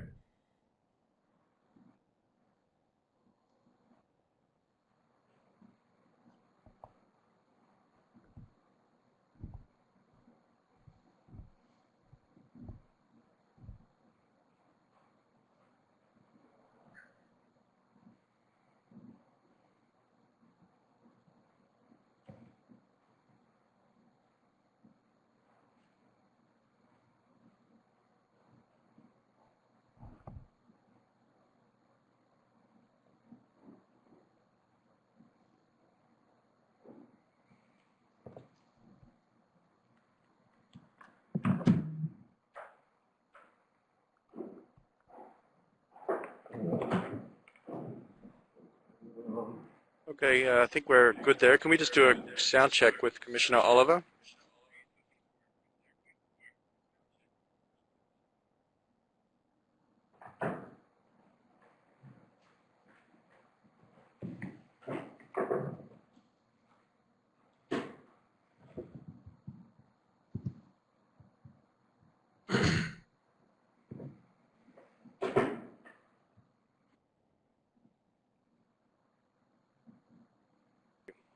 Looks like we're all here, Dave.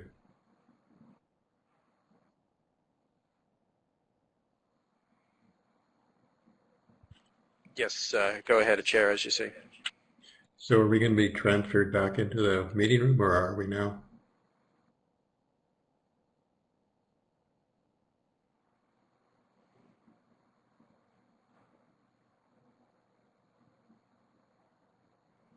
Can you hear me okay? But there does seem to be an issue, but yes, we're in the room now, Chair, so we can go ahead. All right, thanks very much, Dave. Just before we get started, I just wanted to remind people in the meeting that there is a form to complete that if you want to make public comment, it's there's the IPHC logo, the Halibut logo is on the left-hand side of the page, and then there says public comment and question sign up. So if you click on that, you will be able to submit your questions or comments that you may have, which we will then address in the public comment and question period that we'll do before lunch. So I think now we're moving on to agenda item 6.3, which is back to Dr. Webster.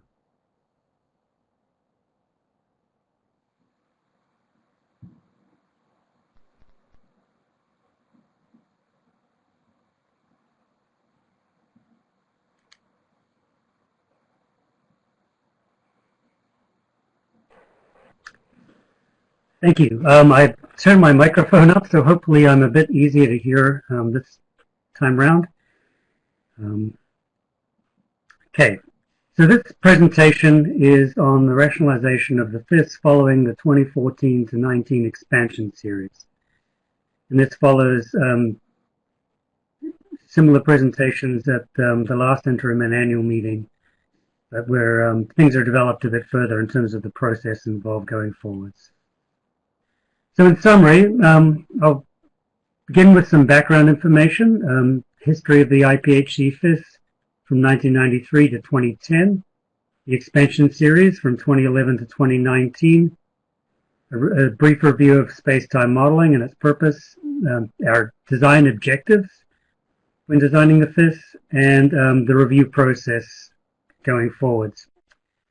Then we have the proposed designs for 2021 to 2023, and the evaluation and revision, the process of evaluation and revision of designs, and discussion and consideration of cost.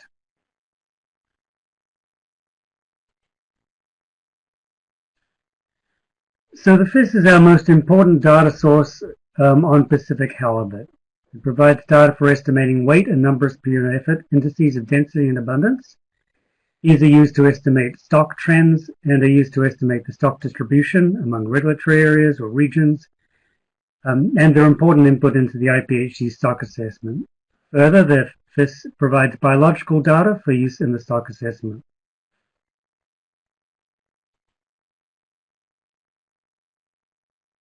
A standardized FIS has been conducted by the IPHC each year since 1993, and standardized for bait and fishing gear.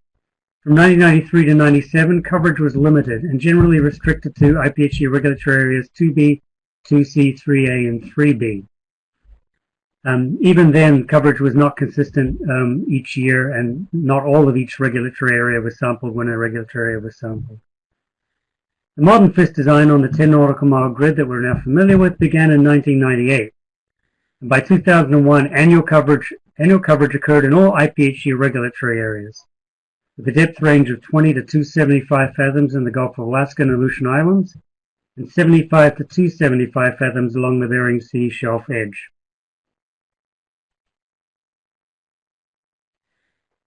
By 2010, data from other sources showed that not all Pacific halibut habitat was covered by the FIS.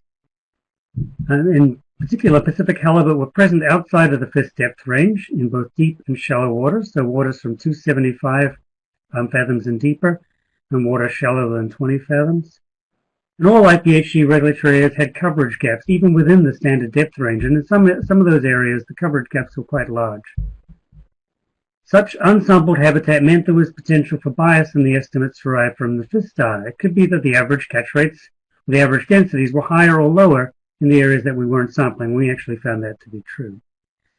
This led the Secretariat to propose expanding FIS coverage to include the unsurveyed habitat.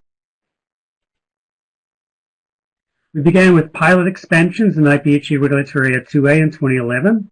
We expanded to include deep and shallow waters, deep going down to 400 fathoms, based on commercial data showing no meaningful catches of fish below 400 fathoms, and shallow waters up to 10 fathoms. Shallower than 10 fathoms was logistically difficult for longline gear to fish. Other missing stations, and in 2013 we expanded into Northern California based on information that showed that there were Pacific halibut present there. From 2014 to 2019, a planned program of expansions took place in all IPHC regulatory areas. And as follows, with the previously unsampled proportion of stations in parentheses. So in 2014, we fished expansions in 2A and 4A. In 4A, the expansion was 42% of the stations that we currently consider the full grid in 4A. So we were missing 42% of the habitat. In 2015, we fished the Eastern Bering Sea flats in regulatory area 4CDE, which is actually a repeat of an expansion first done in 2006, which is used to provide information for a calibration between our survey and the NIMS Troll survey, which occurs throughout the Eastern Bering Sea on an annual basis, typically. In 2016, we expanded again in the Bering Sea up to the shelf edge, and that led to sampling 62% of stations that are now part of the full grid. In 2017, we visited 2A again, expanding further into California, and 4B. In 4B, the expansion stations are a majority of the stations in that regulatory area. So previously, the unfished habitat accounted for more than half the habitat. In 2018, we went to 2B and 2C, and last year we finished off our series of expansions in 3A and 3B. So overall, during the expansions, the FIS occupied for the first time 34% of the stations on the full 10 nautical mile grid that had previously been unsampled. So fully a third of the habitat was not being sampled by the survey prior to this series of expansions. The result was an improved understanding of Pacific halibut density and distribution throughout its range in Canadian and American waters. It's reduced bias in our estimates, with indices for several regulatory areas being revised upwards or downwards, depending on the new information.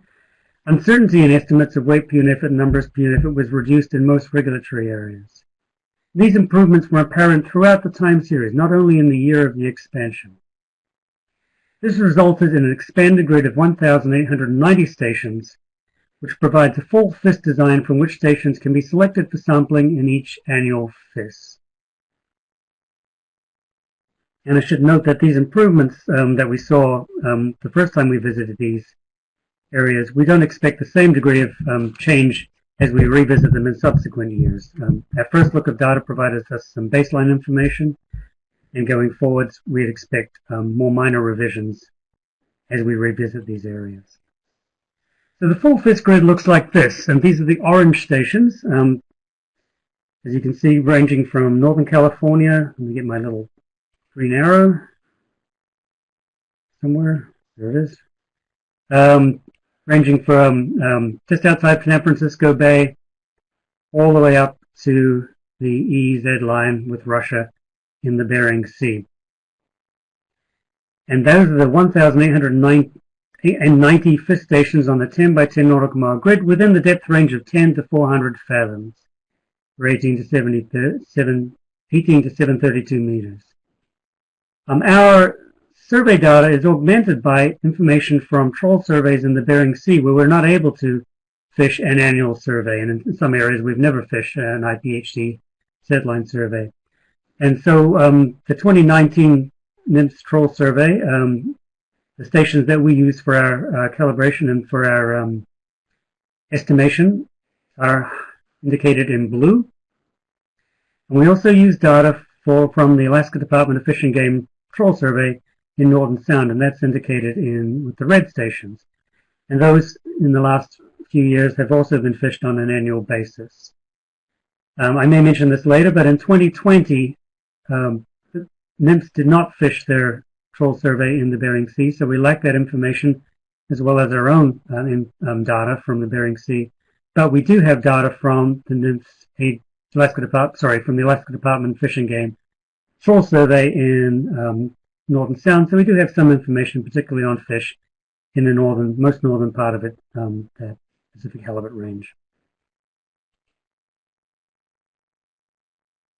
Taken together, we have a comprehensive look each year, in a typical year, of the distribution of halibut throughout the range in the two treaty partner countries.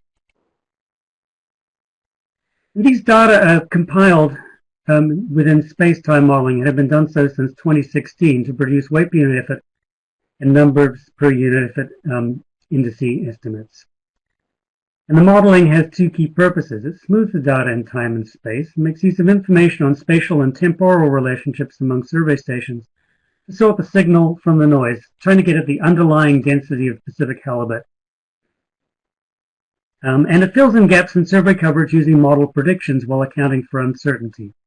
So any region or component of a regulatory area that we don't survey in a particular year will still be estimated. The weight per unit effort or numbers per unit effort will still be estimated for that unsurveyed region. And the information that's used for that comes from the relationships previously estimated in the model, For example, we have depth relationships, an understanding of how Pacific halibut varies with depth, and also the spatial relationship and temporal relationship between the unsurveyed components and nearby stations or previous information from those unsurveyed areas. And the Scientific Review Board has repeatedly endorsed the space-time modeling approach for producing these estimates. And the methods themselves have been published in peer-reviewed journal in 2020, the Canadian Journal of Fisheries and Aquatic Science, and in a paper that was focused on the Bering Sea, but the methods were the same for all, essentially same for all IPHC regulatory areas. Now, in working through developing designs going forward, it has helped us to have some objectives and corresponding design layers to guide us. And our primary objective is the scientific one. And that's to sample Pacific halibut for stock assessment and stock distribution estimation. And the design layer associated with that is the minimum sampling requirements in terms of the station distribution, which stations are we going to fish, how many stations we're going to fish, how many skates per station are we going to fish each year. We have an important secondary objective, and that's to achieve long-term revenue neutrality. That objective guides the logistics and costs of the operation. So we need to have operational feasibility, and we need to fish stations in a way, the number of stations and location of stations, the number of skates and so on, in a way that achieves the goals of cost and revenue neutrality. And we have tertiary objectives, which are minimizing the removals, the impact of the survey on the stock, and assisting others where feasible on a cost recovery basis. So if other agencies would like to piggyback on our platform, then that's something that we are amenable to on a cost recovery basis. And also IPHC policies. There can be ad hoc decisions of the Commission regarding the fish design for reasons other than the primary and secondary reason objectives. So based on these objectives, the IPHC Secretariat has developed methods for evaluating potential future fish designs and presented these proposed designs for review. So these evaluation methods, which is a means of assessing the designs in terms of are they delivering the quality of the data that we need for scientific purposes. These methods were reviewed at SRB meetings over the last 2 years, and the designs that resulted from those methods and from those reviews were presented for 2020 to 2022 at IM095 and IM096. And at the previous annual meeting, 96, commissioners adopted an enhanced version of one of the proposed designs. Ultimately, that was not the design that was implemented for a number of reasons that you're aware of. Following the completion of the coast-wide fish expansion efforts, 2019-20 was the first year fully rationalized designs could be proposed. We needed that information from regulatory areas 3A and 3B, the expansions that were undertaken there in 2019, to be able to proceed with fully rationalized designs. So beginning in 2020, it's expected that the design proposal and review process going forward will be as follows. The IPHC Secretariat will present design proposals to the SRB for 3 subsequent years at the June meeting. And we did this in 2020 for the 2021 to 2023 designs. The first review of design proposals by commissioners will be at the September work meeting, revised if necessary based on SRB input. And this was also completed for the subsequent 3 years designs in September this year. We will present the proposed designs at the November interim meeting, which is this presentation today. And these designs presented will be designs will be presented and potentially modified at the January-February annual meeting given Commissioner direction, as was the case for the first time in February this year, which we presented the designs and they were modified by the Commissioners. The adopted annual meeting design for the current year, which the current year we're talking about here is 2021, modified can be modified then for cost and logistical reasons prior to summer implementation in the FIS, and that can happen over the February-April period, or we can consider cost and logistical considerations prior to that as well. And as you're aware, some modification occurred during that period for those reasons in 2020, and then subsequently there were further changes when it became clear of the impact of COVID-19.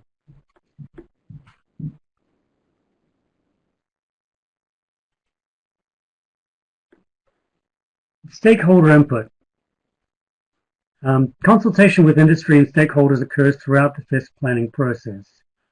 This input is particularly valuable in finalizing design details as part of the FIS charter bid process. The stations can be added to provide for logistical efficiency. In developing the expansions, we depended a lot on the input of stakeholders, particularly the vessels involved in the charter process, to provide us information on the logistical feasibility of the designs that we were interested in, and how to implement those. And my colleague Lara Eriksson has more information on that side of things. We also note that there are opportunities for stakeholder input during public meetings, this meeting, the interim meeting, and the annual meetings. And there was extensive stakeholder input at the annual meeting in 2020. And also through the IPHC's Research Advisory Board, which meets in February. And as noted previously by Dr. Wilson, we did present the designs and discussion at this year's 2020 Research Advisory Board meeting. I know there'll be follow-up questions on this coming up, but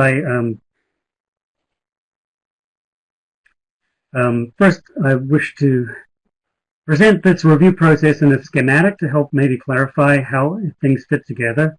There are really two components to this. There's the review process itself, which I've just outlined, and the analysis that feeds into that review process. And I've started this timeline in March because that's essentially the beginning of the next 3-year cycle in developing designs. And so following the annual meeting and the finalization of the design for current year, in this case 2021 will be the next year, we can develop, now with that design in hand, we can develop and revise designs for the next 3 years with an understanding of what data we will expect to collect in the current year, and therefore what our needs will be going forward. Are there gaps that we need to then fill next year because we didn't do them, we're not doing them this year, and so on in subsequent years. And so that will be the analytical part of the review process, where we look at the designs, ensure that we are getting data that is sufficiently precise and has a low chance of bias, and it has the quality that we need for our purposes, stock assessment and stock distribution estimation. That process ends near the end of May, which is when documents are due for the SRB review. And a month from that, in June, when the SRB meets, they will get to review the designs that we've developed and the process and the analysis underlying those designs. They may recommend further work, which will be undertaken in the subsequent 2 months, leading up to the due date for documents for the work meeting in September, which is when the commissioners will first see the designs for the subsequent 3 years. Now, then there's a sort of a cutoff at the end of September when new data come forward, when the data for the current year become available. And I will flick to the next slide to indicate that, Mark, because I think it was not entirely clear at previous presentations, particularly at the SRB, that up until the end of September, we are working with data from the previous years. We don't have, so when we were working in 2020 on developing designs for 2021 to 2023, we didn't have the data for 2020 in hand. And that'll be true going forward. We need to have these designs developed prior to the availability of the data in the current year. And so it's not until this point at the end of September that we begin the analysis of the current year's data, and the results of which are generally not available until later in October. Okay, so that's the bracketed region here, modeling of the FIS data. And we do some evaluation here. We can compare projected and estimated coefficients of variation to see if some components of our evaluation are proceeding as we hope. And then we have the IM review of the design proposals and then the AM decision, and then possibly some subsequent revision in February based on costs and logistics. So that's the timeline for the review process as we see it. And this is the timeline we followed for the first time in 2020.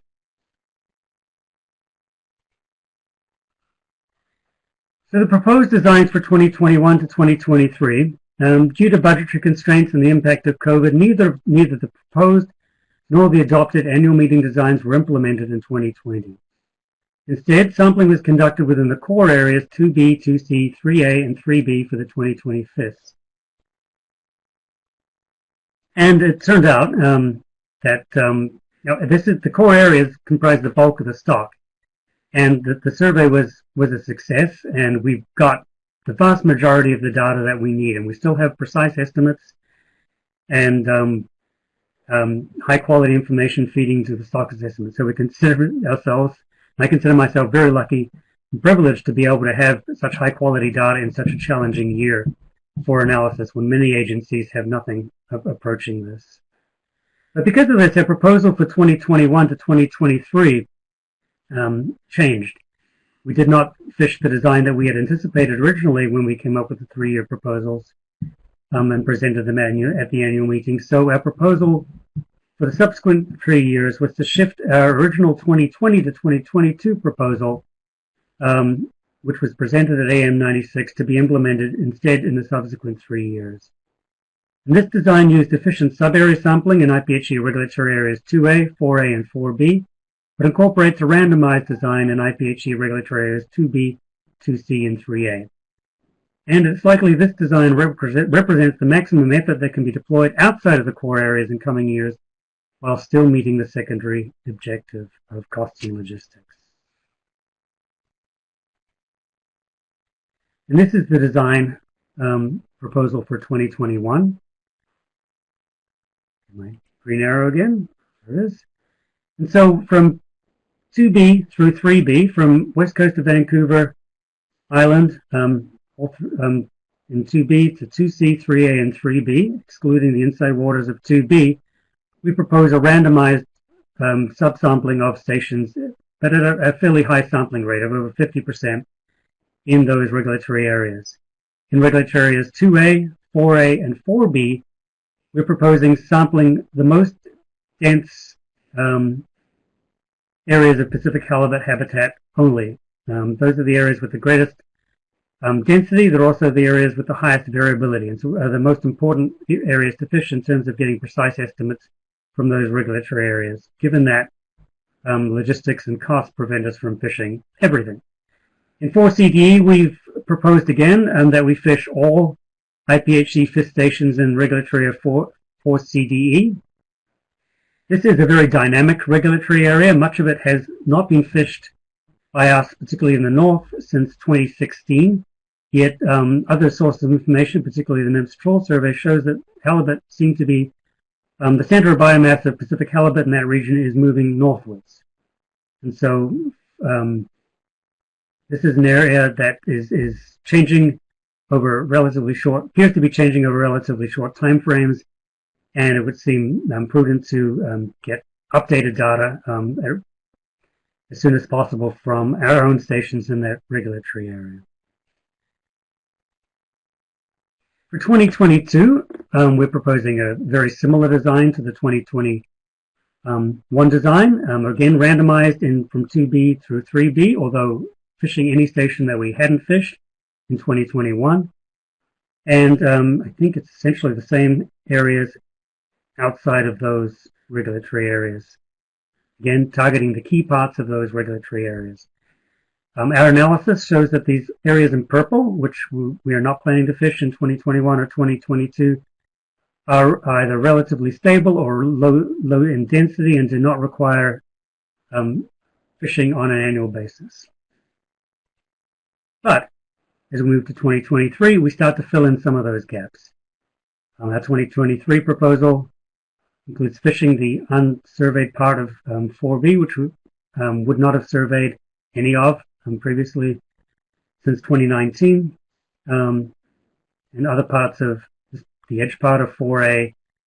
2A again is the same because we believe these parts to be stable, but the unsurveyed parts would then be surveyed in subsequent years, 2024 or 2025, depending on the component of 2A, but at a longer time scale for the very low density area in California. And likewise, the inside waters of 2B require less frequent sampling as well. But we have a plan for sampling those over subsequent years. And so the proposed designs have high sampling rates in regulatory areas 2B, 2C, 3A, 3V, and 4CDE, which has 100% sampling. And so we expect coefficients of variation, which is a measure of relative variability, it's the variance, the standard deviation divided by the mean, to remain within our limits, the limits we want to maintain for data quality. And that's 15% per regulatory area. So analysis shows that those high sampling rates will, in those regulatory areas, will maintain that level of data quality. Randomized and randomized or full sampling designs will lead to unbiased estimation. In other regulatory areas, we project that the designs we proposed will lead to the following coefficients of variation following completion of the 2023 design. So, bearing in mind that we aim to keep the CVs below 15% or 15% or lower from 2021 to 2023. We'll achieve that with these designs in all of the subsampled regulatory areas. We know that in 2020, because there was no sampling in these three regulatory areas, that the CVs were projected, I think this was a projection at the time, were projected to exceed, and in fact did exceed, this is a projection at the end of 2023. Even after collecting additional 3 years data, we're still projecting that these CVs will remain above 15%. Nevertheless, relative to other surveys, these are still relatively precisely estimated indices. So our proposed design proposal meets our primary objective of collecting high quality data for the stock assessment and for estimating stock distribution. The Scientific Review Board had some comments. They recommended that the Commission endorse the final 2021 FIST design as proposed by the Secretariat and provided Appendix 4A of their report, which is the design you saw on slide 18. And they provisionally endorsed the 2022 and 2023 FIST design proposals, which were on slides 19 and 20, recognizing that these will be reviewed again at subsequent SRB meetings. So these designs, while we're planning something 3 years out, so we can help the logistical side of things by having some idea of what's coming in years to come. And two, give stakeholders and commissioners an understanding of the process going forward, how we plan to revisit areas, on what timescale we plan to revisit those.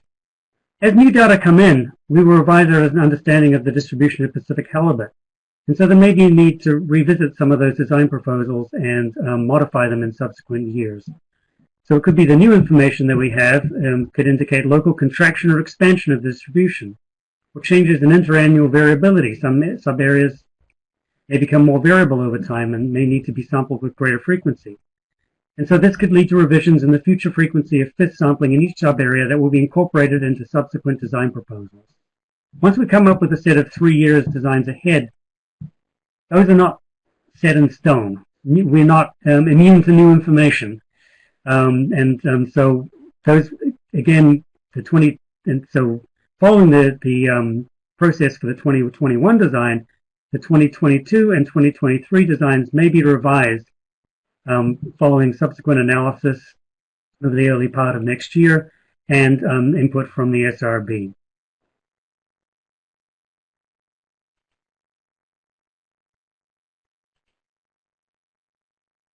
With noting that the secondary objective brings in the consideration of cost. Those designs we proposed for 2021 to 2023 already incorporate some consideration of cost.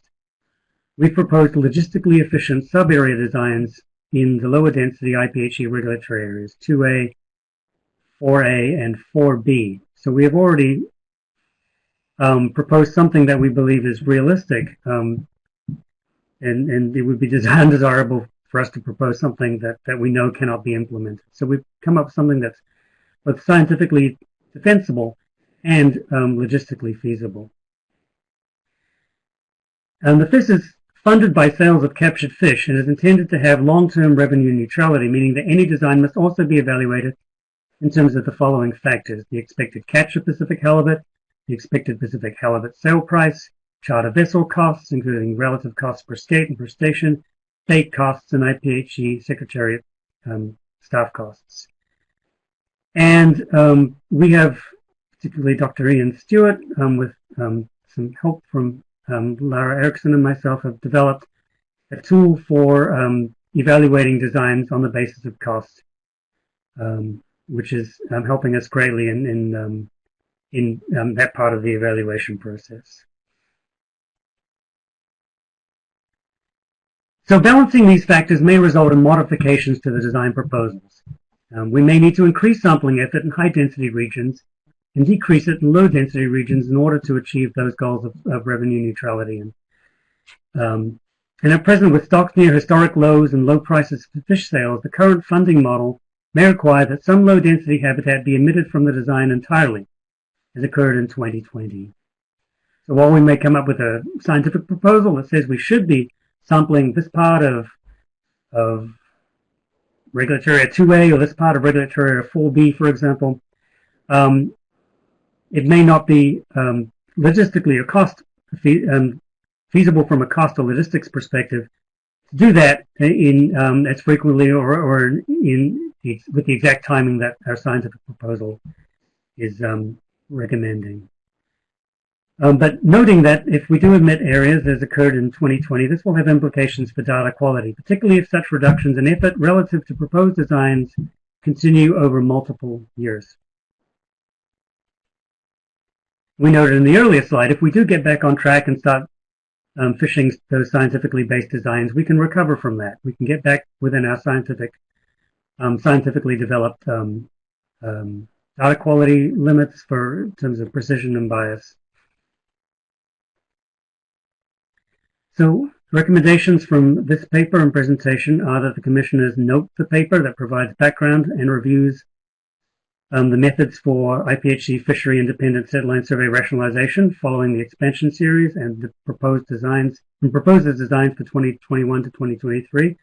And I should note the evaluation methods are presented in much more detail in that accompanying paper, and endorse the final 2021 scientifically based FIS design as proposed by the IPHC Secretariat and is recommended by the Scientific Review Board and provided at figure 3 of that report, and provisionally endorse the 2022 and 2023 fish design proposals provided at figures 4 and 5 respectively of report 07, recognizing that these will be reviewed again in 2021 and 2022 at SRB, interim, and annual meetings. And with that, I will take questions. All right, thanks very much, Dr. Webster. I'll see if there's questions for you from commissioners.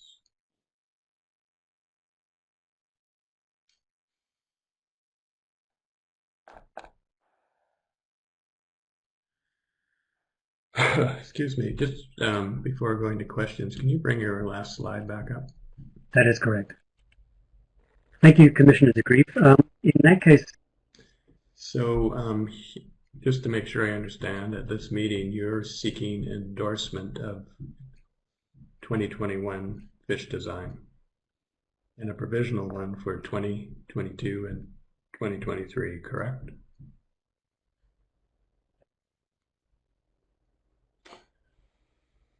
Okay, I see a number of people have questions. No particular order, I'll start with Peter.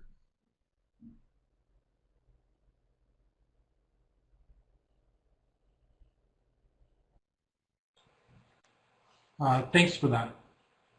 Thanks for that, Dr. Webster.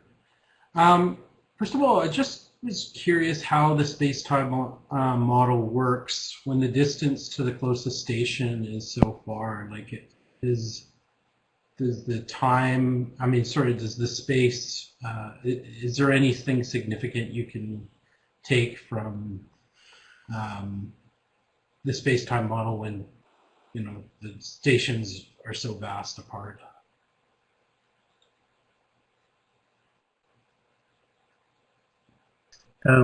When, for example, we're estimating some regulatory area 4B in 2020, and we had no data in 2020 for 4B, so the closest information we had was in 3B. That the data in 3B has no meaningful influence on 4B. In fact, we don't even include 3B data in the modeling for 4B. We include some data from 4A, and again, we had no sampling in 4A.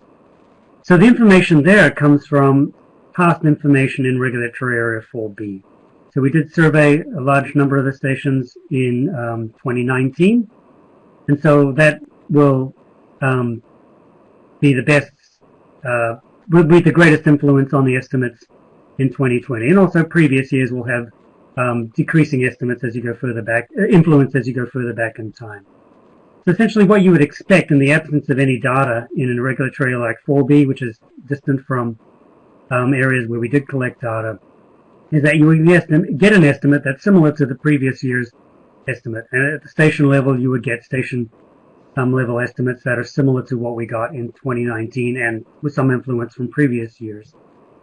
With further influence from whatever covariates we have in the model. So there is a depth relationship in the model in 4B. I don't think we have any, we don't have anything else that would influence the model in the estimates in 4B, for example, using that example. But if a station is typically, a deep water station has typically lower catch rates, then that will influence the estimate for that station in a year in which it's not surveyed. And so, in summary, the information comes from proximity. It comes from stations that are nearby that have been fished, if those are available, and it comes from information from the last time we fished those stations and the times before that. So as time goes into the future and you don't return to these areas, that information becomes less and less relevant. You're not seeing change that might be occurring in between. The uncertainty will increase greatly as you go further into time without revisiting those stations, and the usefulness of that past information fades into history. So that's why it's important that we should revisit stations on a reasonably frequent basis. Hopefully that answers your question. That was very helpful. Just so I'm clear, though, is there any input from the catch per unit effort or weight per unit effort from the fishery on, like, does that have any input into the space-time model? Commissioner DeGrief, no. This is purely a fisheries independent model. We only use fisheries independent data sources. I know, yeah. Okay. Okay, thank you. I do have a couple other questions. One is looking at slide 15, and I'm just curious. So we're looking at a 3-year plan. You're looking at it every year. Are you looking at the year 3 of the plan going forward every year? Or are you sort of building a 3-year idea of what's going to happen and then another 3-year idea of what's going to happen 3 years down the road? Just, I understand there's input into it every year, just into the design, but is it a plan that's revisited every year and the 3rd year going out is redesigned as well, or is it one bulk proposal? Thank you. Yes, each year we will revisit the subsequent years. So in 2021, we will be revisiting the designs for 2022 and 2023 that we are proposing at this meeting.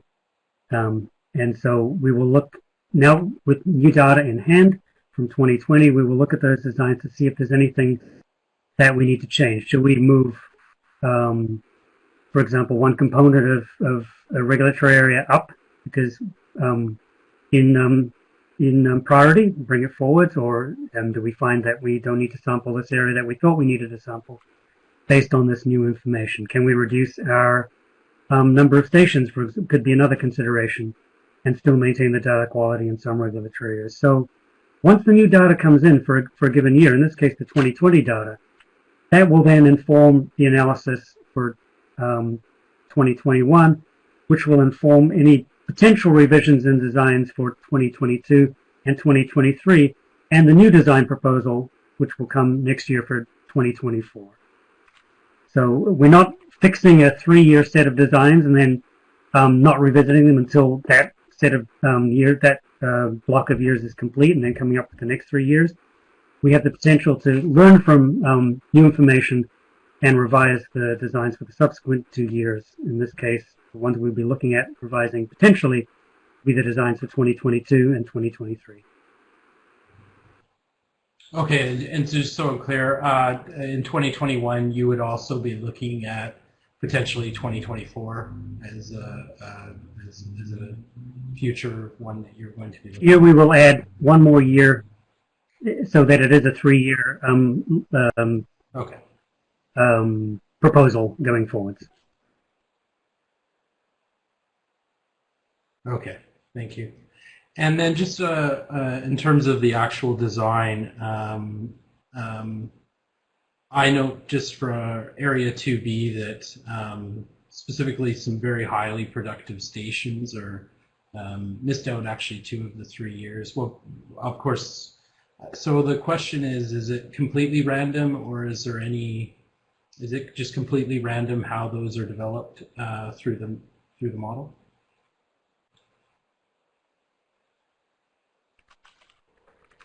And Commissioner DeGrief, yes, it was completely random. We fixed a sampling rate that we believe to be sufficient more than sufficient to meet our data quality needs, but also provide us something that was logistically feasible in terms of number of stations. But it's random. But I'll note that in 2B and areas to the north of 3B, the stations that we don't fish in 2021 will be fished in 2022. So over a 2-year period, all those gaps are filled in. Then in 2023, we'd start the randomization over again. We note that the sampling rate is over 50%. More than half the stations in 2B are expected to be fished are proposed to be fished in 2021. Those stations that are not fished in 2021 will be fished in 2022, plus some additional stations to meet that target sampling rate of more than 50%. So some of the stations will be fished in both years. Which ones will, again, be decided randomly. Okay, thank you very much. Commissioner Alverson.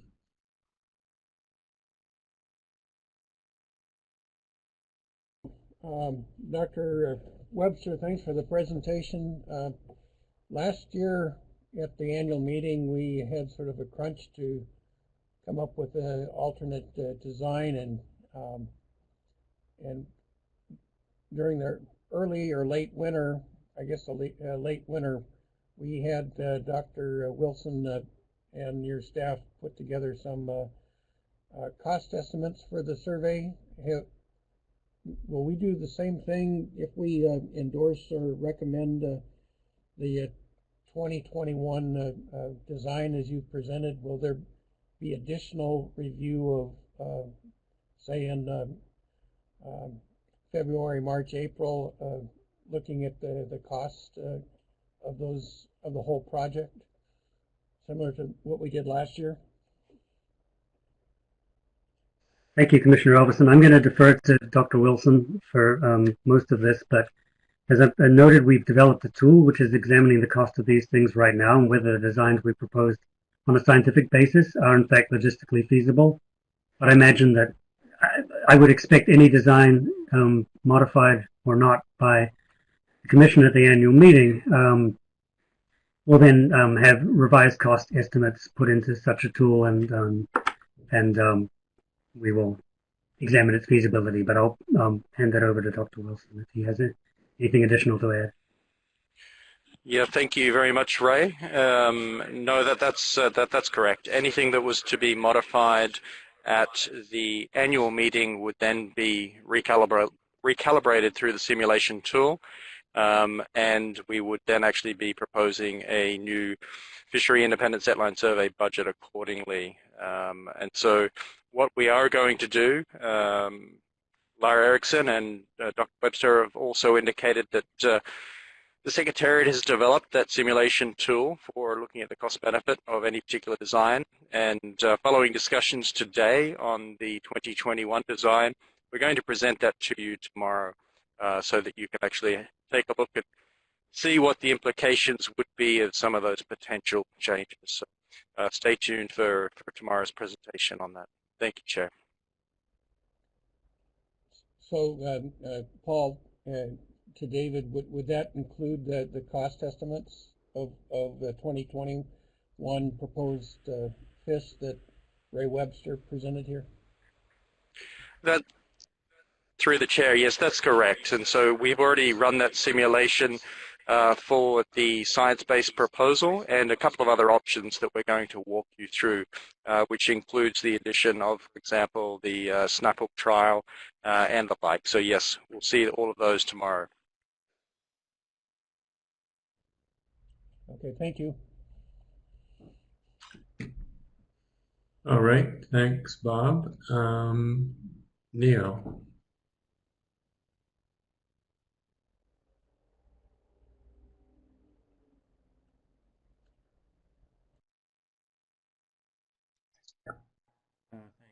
Hi, Dr. Webster. I had a couple questions, and one of them was about this slide regarding the series of steps for review. And thank you for putting this together, first of all. I think it is really helpful to see how it all unfolds over the course of the year. My question or suggestion here was, in an earlier slide, you alluded to where the opportunities for input from skippers or the broader community of users would occur. But in looking at the annual trajectory here, I wondered if it's possible, I think it would be helpful to have that reflected. So for example, where does the RAB fit? Where does the review with skippers of implementation of the design and adjustments fit, and so on.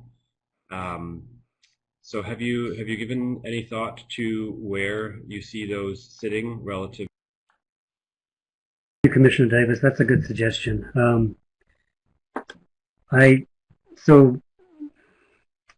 A lot of those are quite straightforward to put in here. So the RAB occurs in February generally, and the skipper review, I'd have to consult my colleagues exactly how that process works. It might be quite a wide bar that covers multiple months, where vessel owners and other related stakeholders are consulted. And certainly I noted that the interim meeting and the annual meeting are places where stakeholders certainly have their voices heard as well, and that can be made explicit in this chart. So I appreciate the suggestion. It's a good one. Thank you.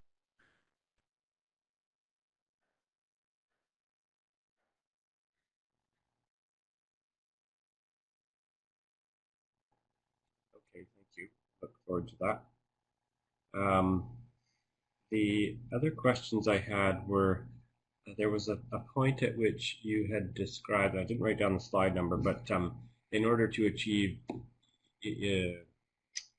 cost neutrality, about the idea of increasing sampling in high density and decreasing in low density. And And I wondered if we could talk a little more about that. So, I think the concept of decreasing sampling in lower density sites in order to minimize losses in those areas, that kind of makes sense to me, and I can see how that can be sort of rationalized within the context of the variance targets that we have, et cetera, but the idea of increasing sampling in higher density areas was, I thought, a little more, I don't know if contentious is the right word, but I wondered about that one, in that, if we feel we have sufficient sampling in a particular region, the implications of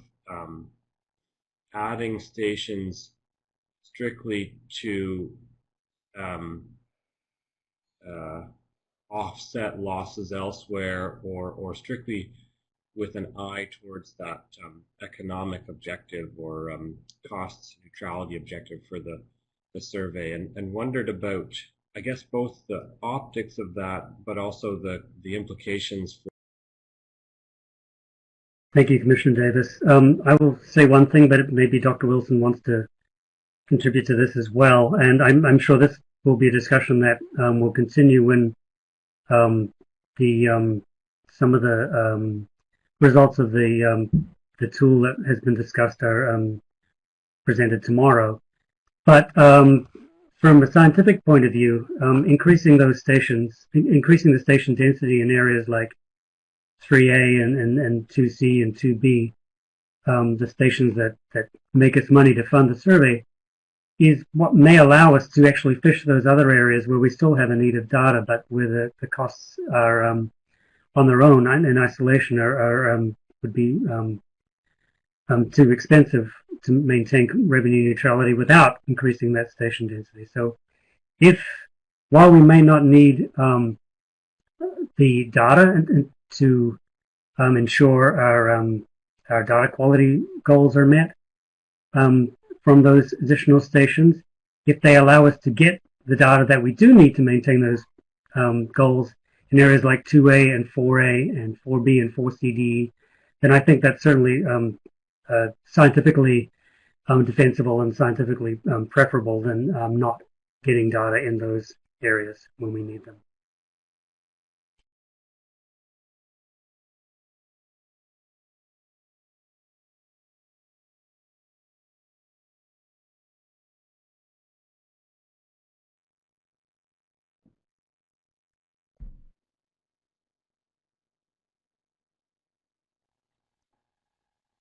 Okay, thank you. It doesn't sound like Dr. Wilson had anything to add, so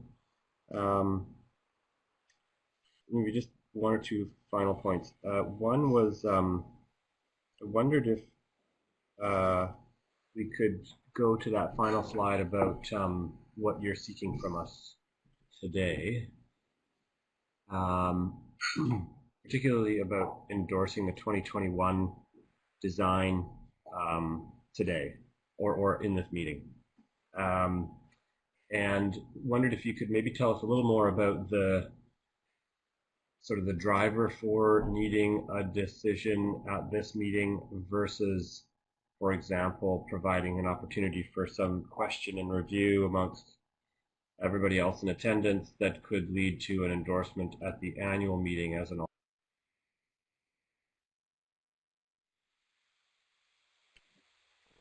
Thank you. Again, I welcome the input from my colleagues. From my perspective, the earlier we have some kind of endorsement, the better for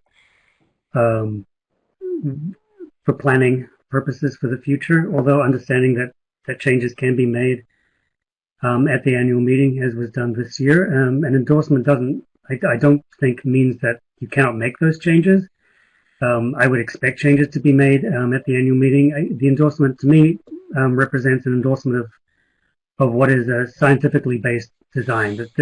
That you agree that this is a design that will, you support that this is a design that will provide, from a scientific basis, the information we need for the stock assessment and for the stock distribution, our primary scientific goals. Recognizing that You certainly have the scope for modifying this design at the annual meeting following additional input and additional discussion and revision of information on costs and logistics.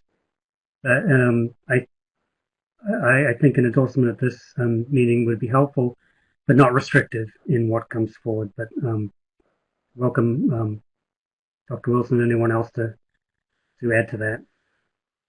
Yeah, thank you. Through the chair, just to echo both the previous intervention and also the one that Dr. Webster has just made, the intention of having the Commission endorse the scientifically based phys design for 2021 at this meeting is so that we can finalize the bid specifications and make the call for tenders. That will occur in December. If we were to wait for that process for the annual meeting, it means we wouldn't launch that process, those bid specifications, until February, which would put us under quite enormous difficulty. So, as Ray has pointed out, we are asking for you to endorse the 2021 design, noting, as Dr. Webster has pointed out, that you will have opportunity to suggest additional modifications and agree or not to those at the annual meeting. And even as we experienced this year, you can continue to make those modifications up until immediately prior to the season, and that occurred up until May of this year. So all of that's possible. So we're not locking you into a particular design. We're locking you into a principled, scientifically based design, which will allow us to develop the bid specifications and call for tenders prior to the end of 2020. Thank you, Chair.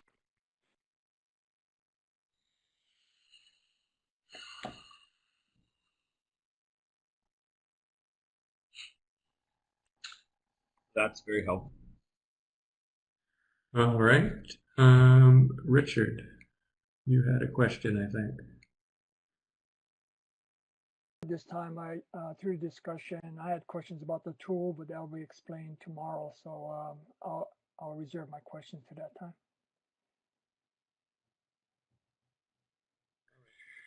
All right. Thanks very much, Richard. Maybe just to follow up on a couple of questions. For this current design that Dr. Webster was just showing, has RAB only had input from February 2020?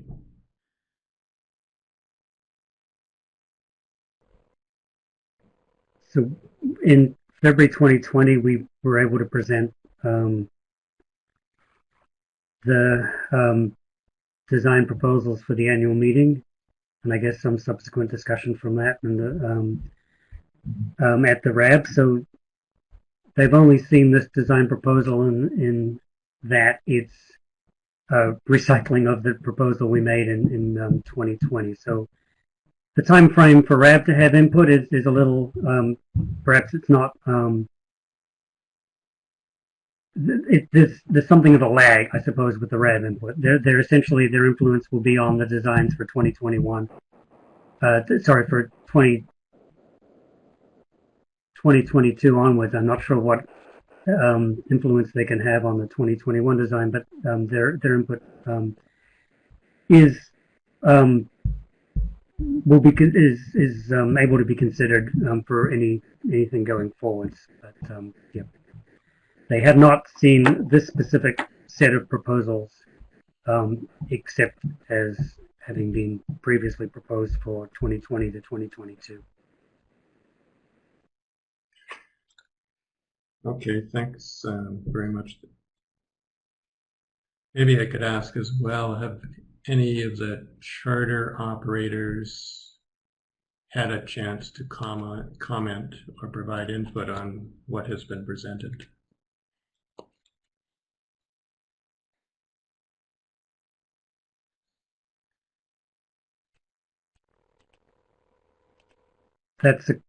Thank you. That's a question I'm going to have to turn over to my colleagues, particularly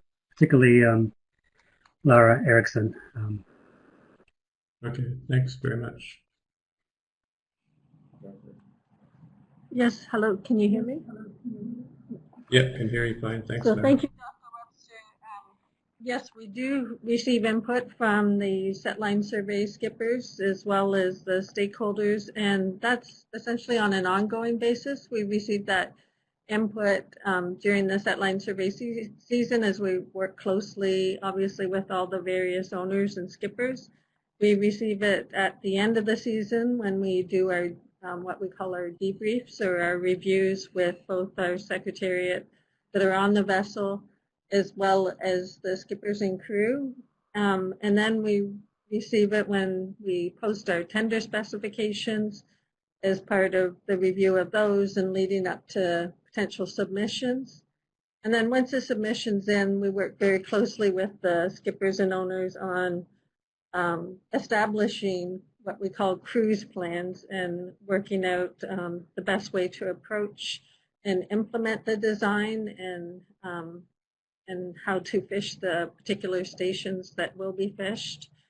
So yes, it's pretty much an ongoing and continual collaboration and exchange of input and logistical concerns and best ways to implement the design, the science design that's presented and obviously adopted.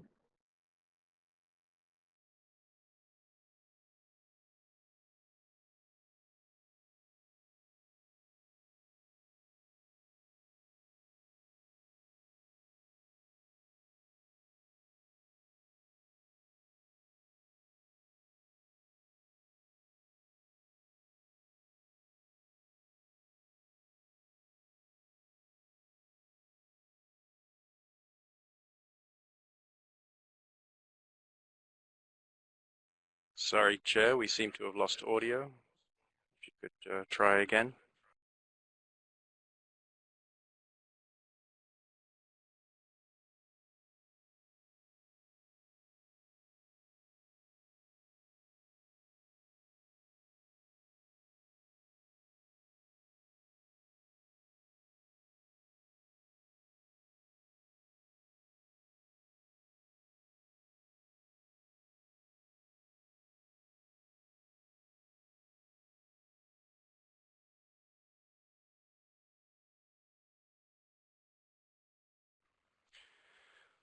Okay, well, just while we take a break for a minute or two, the chair is going to reconnect his connection with the meeting. So I would, unless Commissioner Oliver would like to take over while that occurs, we can pause for 2 minutes.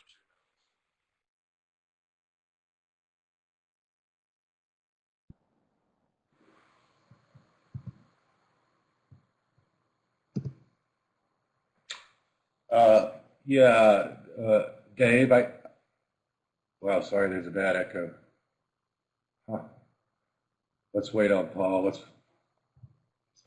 Now I've got problems. Just pause the meeting for a couple of minutes and try and reestablish a connection with the chair. So please hold tight, everybody, and give us 2-3 minutes. Thank you. Hey, Dave, it's Paul here. We can hear you again, Chair. Back to you. Yeah, sorry about that. The power just went out here. There was quite a windstorm that went through the area the other day, and but now the power came back on. So it took a few minutes to start up again. Sorry for that interruption. I hope there's no more power outages, but there's been a lot on Vancouver Island over the last few days. Lots of people are out of power. I'm sorry, Larry, I missed, I think, all of your answer to my question.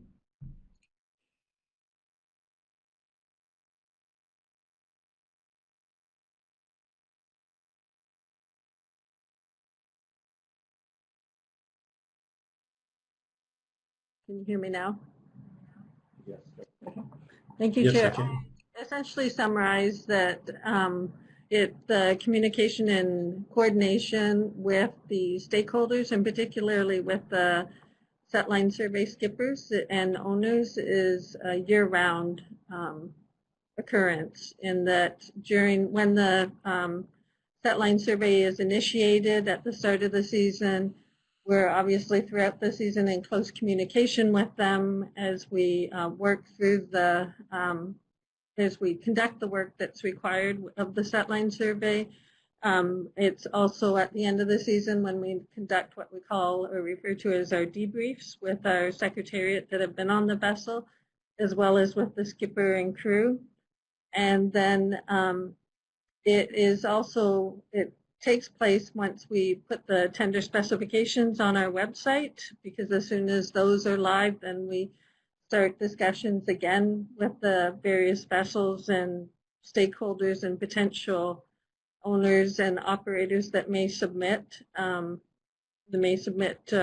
bids for in response to the tender, the request for tender. And so they'll be in contact with all of us, with the Secretariat, to discuss their concerns or what their considerations are. And then obviously it definitely takes place following the submission when we do the actual award of the setline survey work for the given season, as we work together on cruise plans and best ways to implement the design that's been approved and adopted to meet the scientific needs. Okay, thanks very much, Lara, for that information. One other question I have, I think it's for yourself, Dr. Wilson. If under the current proposal to endorse the design for 2021 at this meeting, what I heard you communicate was that going forward, you would complete the charter proposals and send those out for people to provide their bids and selection, and that would be completed, the selection would be completed by the end of January next year. So did I hear you correctly? That's first, I guess, the first question. Yes, Chair, that is correct, and maybe I can help with the follow-up, in the sense that the intention is over the next month we will develop the bid specifications, and there are certain caveats that are tied into those bid specifications. And we did this last year as well, where we put forward the design that we feel we're going to go ahead with. It's the most likely design. Within the bid specifications, the bids are made based on those specifications, noting the various caveats we put in place. That, for example, between the call for tender and the final bids, the final tenders being signed off on, there may be additional changes. And that's a sort of a standard practice that we go through every year. So back to you. Thank you, Chair.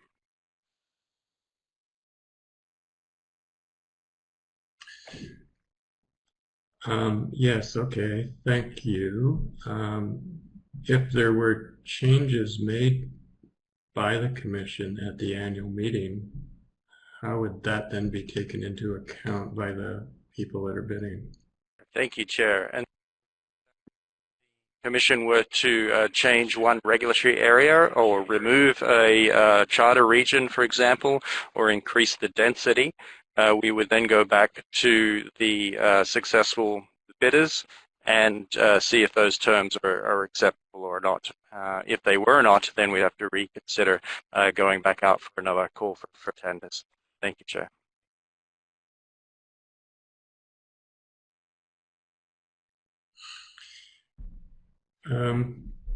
So I think, given what transpired this year, as far as making decisions on the design, that we certainly don't want to replicate that process. But I guess the question I still have in my mind, Dr. Wilson, is it better to have a final decision made in January and then finalize the charter tenders by the end of February and delay a month?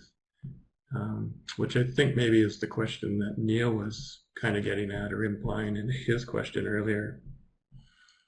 Through the Chair, so very quickly, and I'll pass to Ms. Erickson to add. Sorry. So my question. And I'll pass to Ms. Erickson to see if there's a follow-up.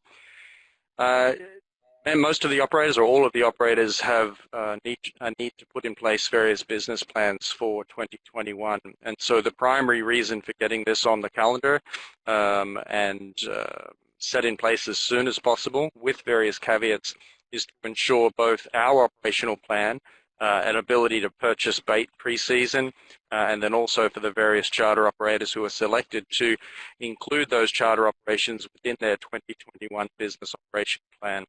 And so it is better, in our opinion, to have the bid process, excuse me, the big bid process finalized by the end of January at the latest, with the various caveats that are put in place as part of the bid specs. And that seems to have worked for the interested bidding companies and charter operators for many years. And so I'll pass to Ms. Erickson to see if she'd like to add anything through the chair. So please, Ms. Erickson.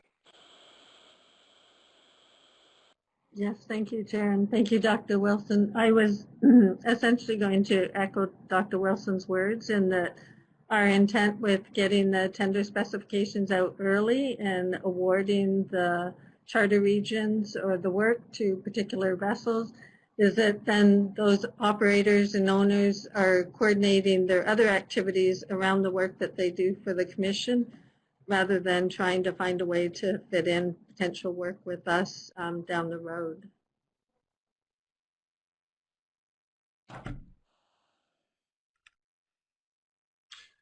All right.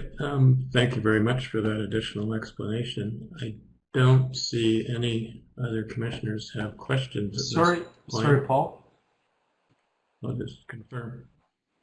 Yeah. Yeah, I just actually want to, have you had communications with the charter owners, charter vessels, on this particular subject about best timing? I would be very curious on their feedback, because I know they would probably rather have everything set in place and understand where they stand,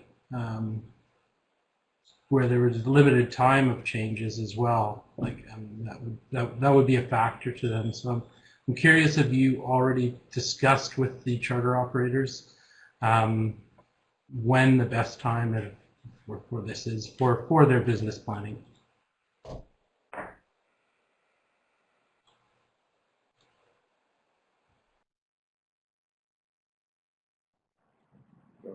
Okay. Through the chair, thank you, Commissioner DeGreep. You're exactly correct in that for the vessel operators and owners, the ideal situation is for them to have the RFT released as soon as possible following the adoption of the design, because that allows them to then design their business plan for the following season. So they, in our eyes, releasing the RFT as well as the tender specifications in December is as late as we would like to do it, and then having the cutoff at the end of January is actually as late as we would ideally like to do it, given the discussions we've had with the stakeholders. And obviously the sooner the better, because then that allows them to plan all of their other various activities and solidify their business plans for the following year. Okay, so that is the feedback you've heard. Okay, thank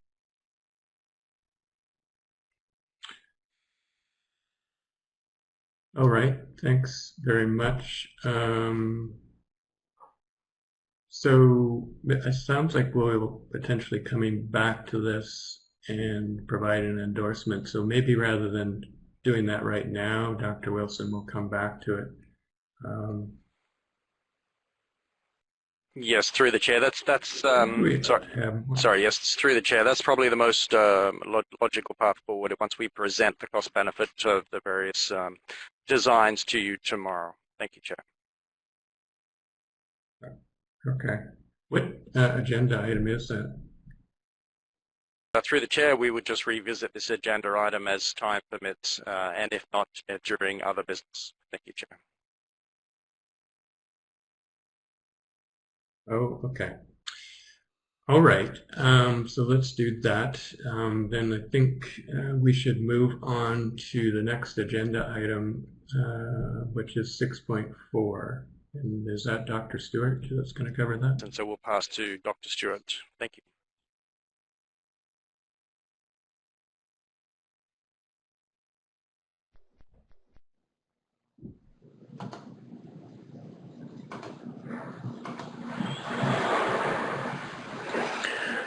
Okay, good afternoon. Hopefully everybody can hear me all right. I'm going to be talking this afternoon, giving two presentations, probably only a portion of this one before lunch. I'll note that I have several logical breakpoints in this presentation that I could potentially stop at depending on when you want to take the lunch break. I see that we're down to just 10 minutes left in the official session. So I will just continue through the presentation until directed otherwise. Dr. Stewart, just before you start, Dr. Wilson, do we have public comment and questions?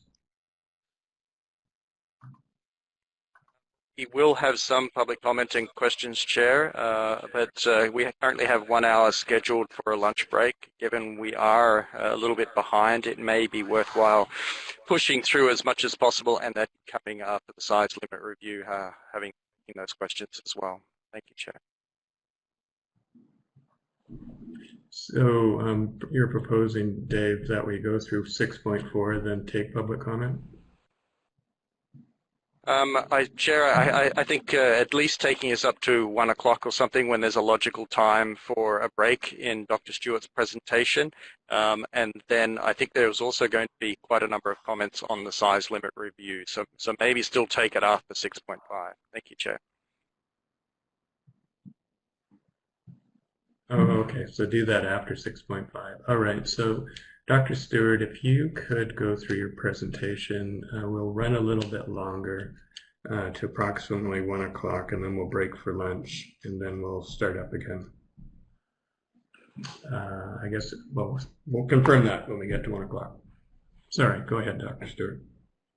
Okay, thank you, Mr. Chairman. And I will, I'll point out several places where we can pause in this presentation as is convenient.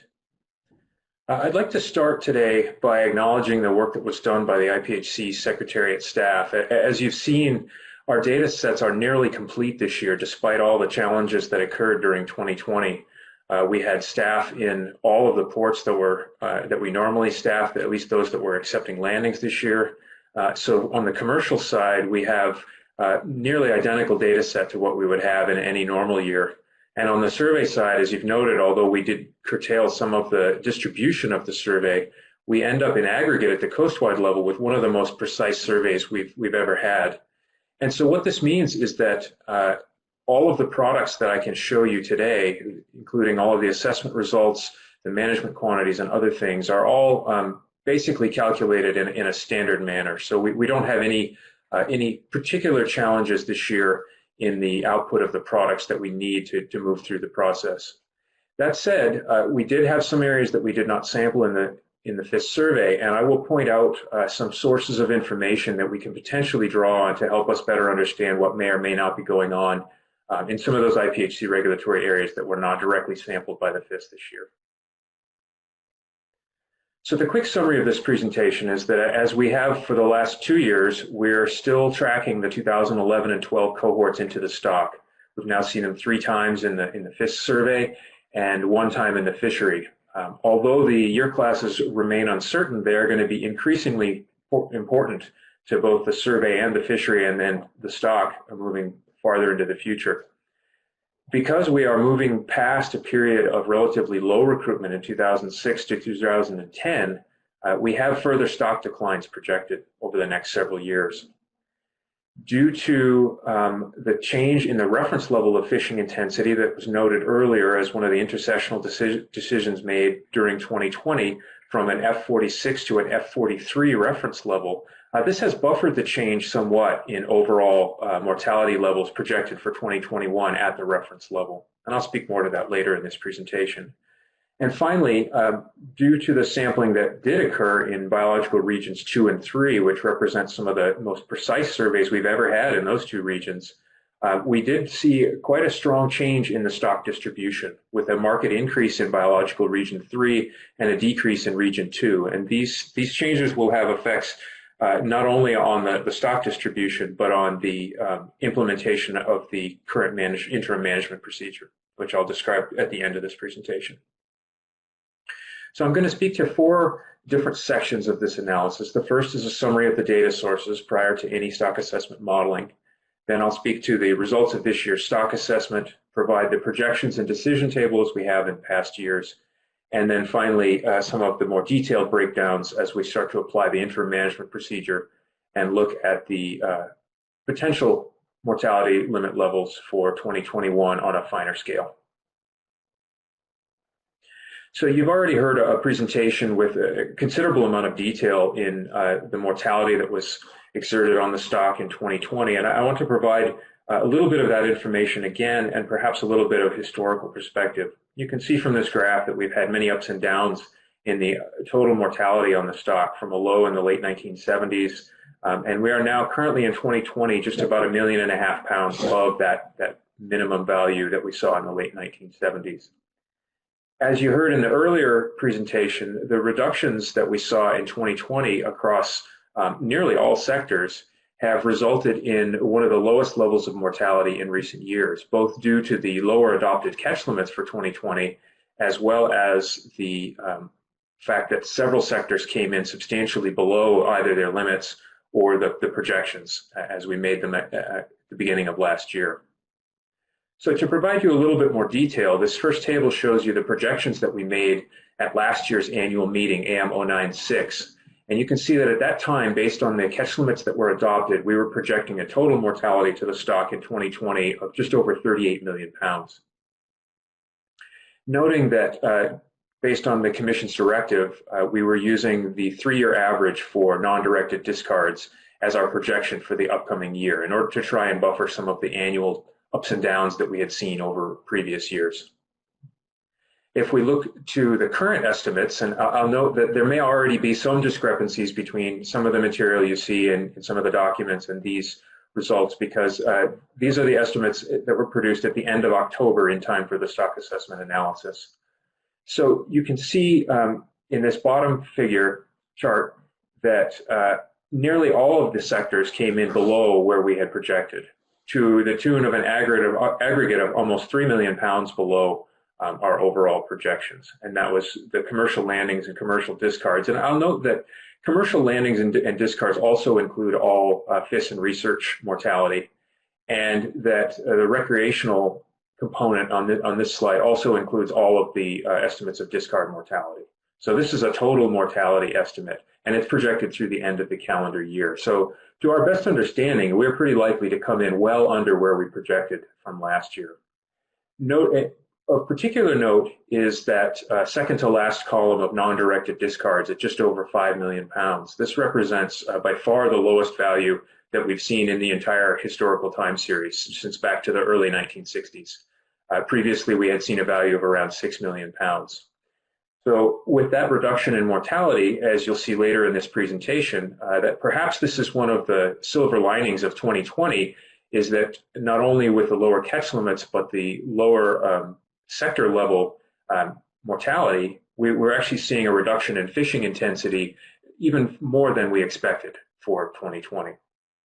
I will note that when we get to the forward projections, based on the Commission directive to use the 3-year average for non-directed discards, we will be projecting forward a slightly higher amount into 2021, which would be that 5.9 million pounds. And that's probably still a good projection, as many of these fisheries are quite variable, and it's not clear that some of the reductions in 2020 may continue into 2021. So I'm going to describe many of the data sources at several different levels. The first level would be the level of biological regions, which is our best interpretation of the components that matter most to the stock dynamics. Then, of course, I'll be presenting much of the data also broken down to individual IPHC regulatory area, which corresponds to people's fishing practices in those areas, individual set line survey activity in each of the regulatory areas, and has a much closer tie to then the implementation of our interim management procedure. So the first component, you've already seen a brief preview of this from Dr. Webster. The most important component from the FIS survey is the trend in numbers per unit effort, because this is used as the primary index of abundance in the stock assessment. You can see in this figure, and this is by biological region, and the percent in each of the panels represents the percent change from 2019 to 2020.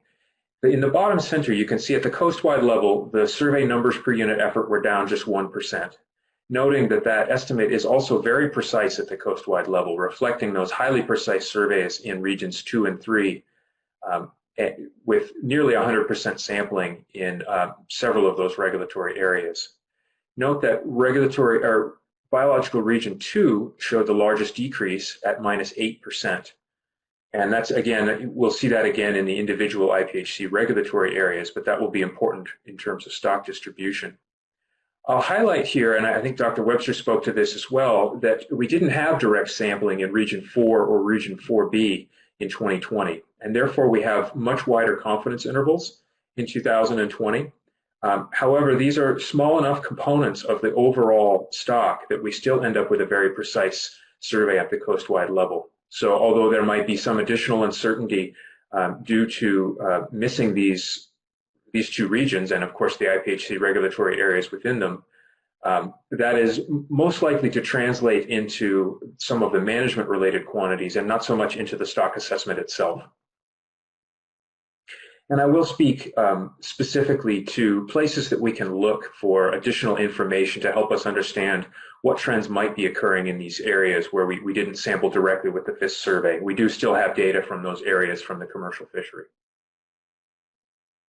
So the second component is the all sizes weight per unit effort. So this is weight per unit effort, but not just for legal size fish, but for sublegals as well.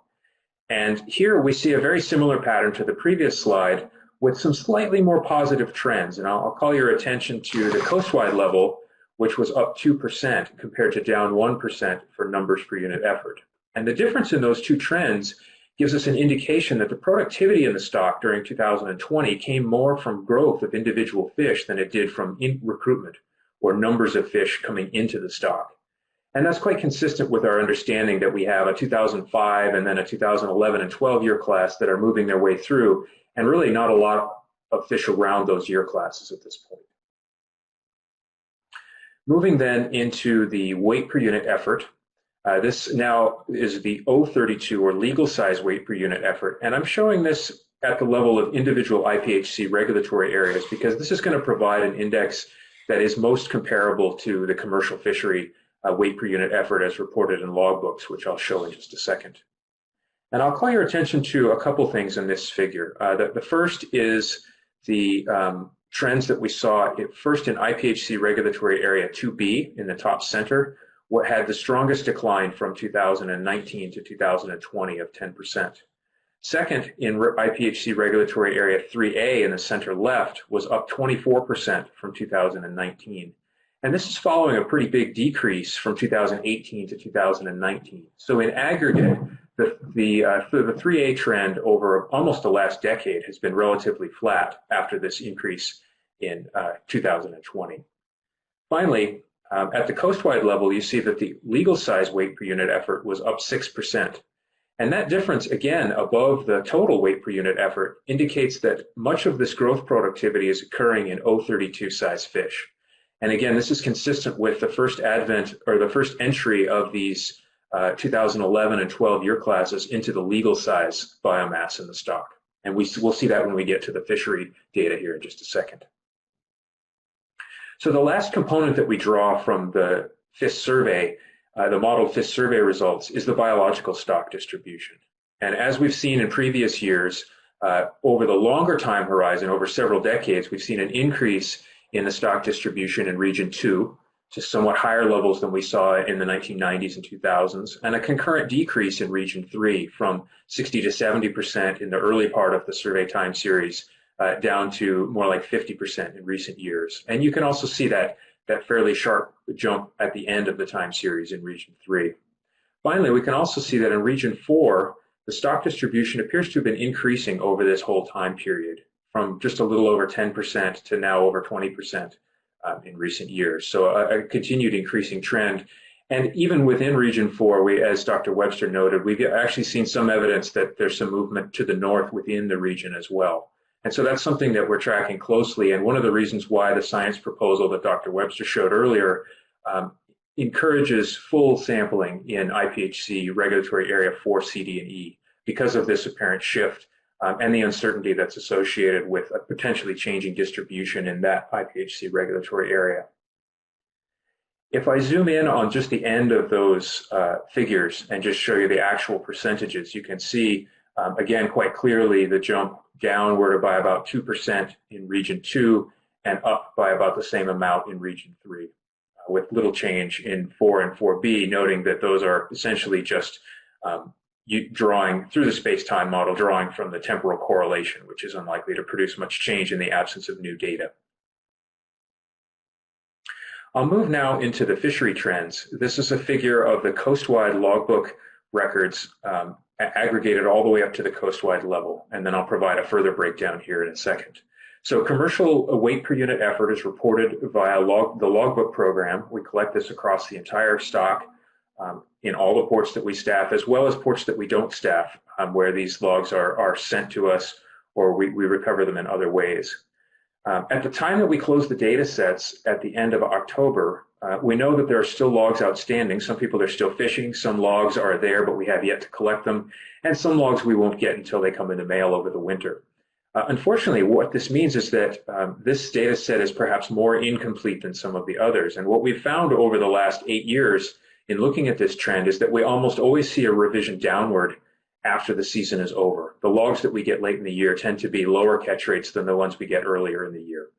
And so if we correct for that, we would expect that there'd be essentially no change from 2019 to 2020 after we've accounted for the logs that we don't yet have. So this is something that's been a very consistent pattern over a number of years, and it's something that we account for. We also account for that in the stock assessment by having a larger variance estimate on the terminal point, on the 2020 point, until those logs are finalized, and then moving into next year's stock assessment, we will have a greater precision on that point as well in the stock assessment. So if we then move into individual IPHC regulatory areas, and here I've broken out the data into several different components. We started doing this a few years ago, and I think it's been very helpful to understand where some of these broader trends are coming from. In regulatory area 2A on the left, we break the series into both tribal and non-tribal fisheries. These fisheries operate in different geographic zones and at different times. We saw quite a strong increase in both of those fisheries in catch rates in 2020, and also noting that both of those fisheries took place somewhat differently than they have in previous years, either at different times or longer fisheries or both. In regulatory areas 2B and 2C, you can see we've divided the data out by fixed hook and snap gear. Most of the fishing that occurs in 2B occurs with snap gear, and so there's much more precise estimates there, and that gear showed a 14% decrease from 2019 to 2020, following both gear types, following a trend over the last several years toward decreasing catch per unit effort. In regulatory area 2C, the signal was somewhat more mixed, with each gear being up or down approximately 2%. Moving now to the center of the stock in region 3, you can see that these two series show some differences between the two gear types. And this is, as we've looked at this over the last several years, what we've come to realize is that we often see as much difference in a year-to-year change between the two gear types within the commercial fishery as we do between the commercial fishery and the FIS survey. And so I think it's worth noting that all of these are capturing a somewhat different snapshot of what's going on. The fishery is occurring over a longer period of time, but we know from looking at the records that the different gear types tend to exploit different portions of the IPHC regulatory areas. Certainly they represent different vessels.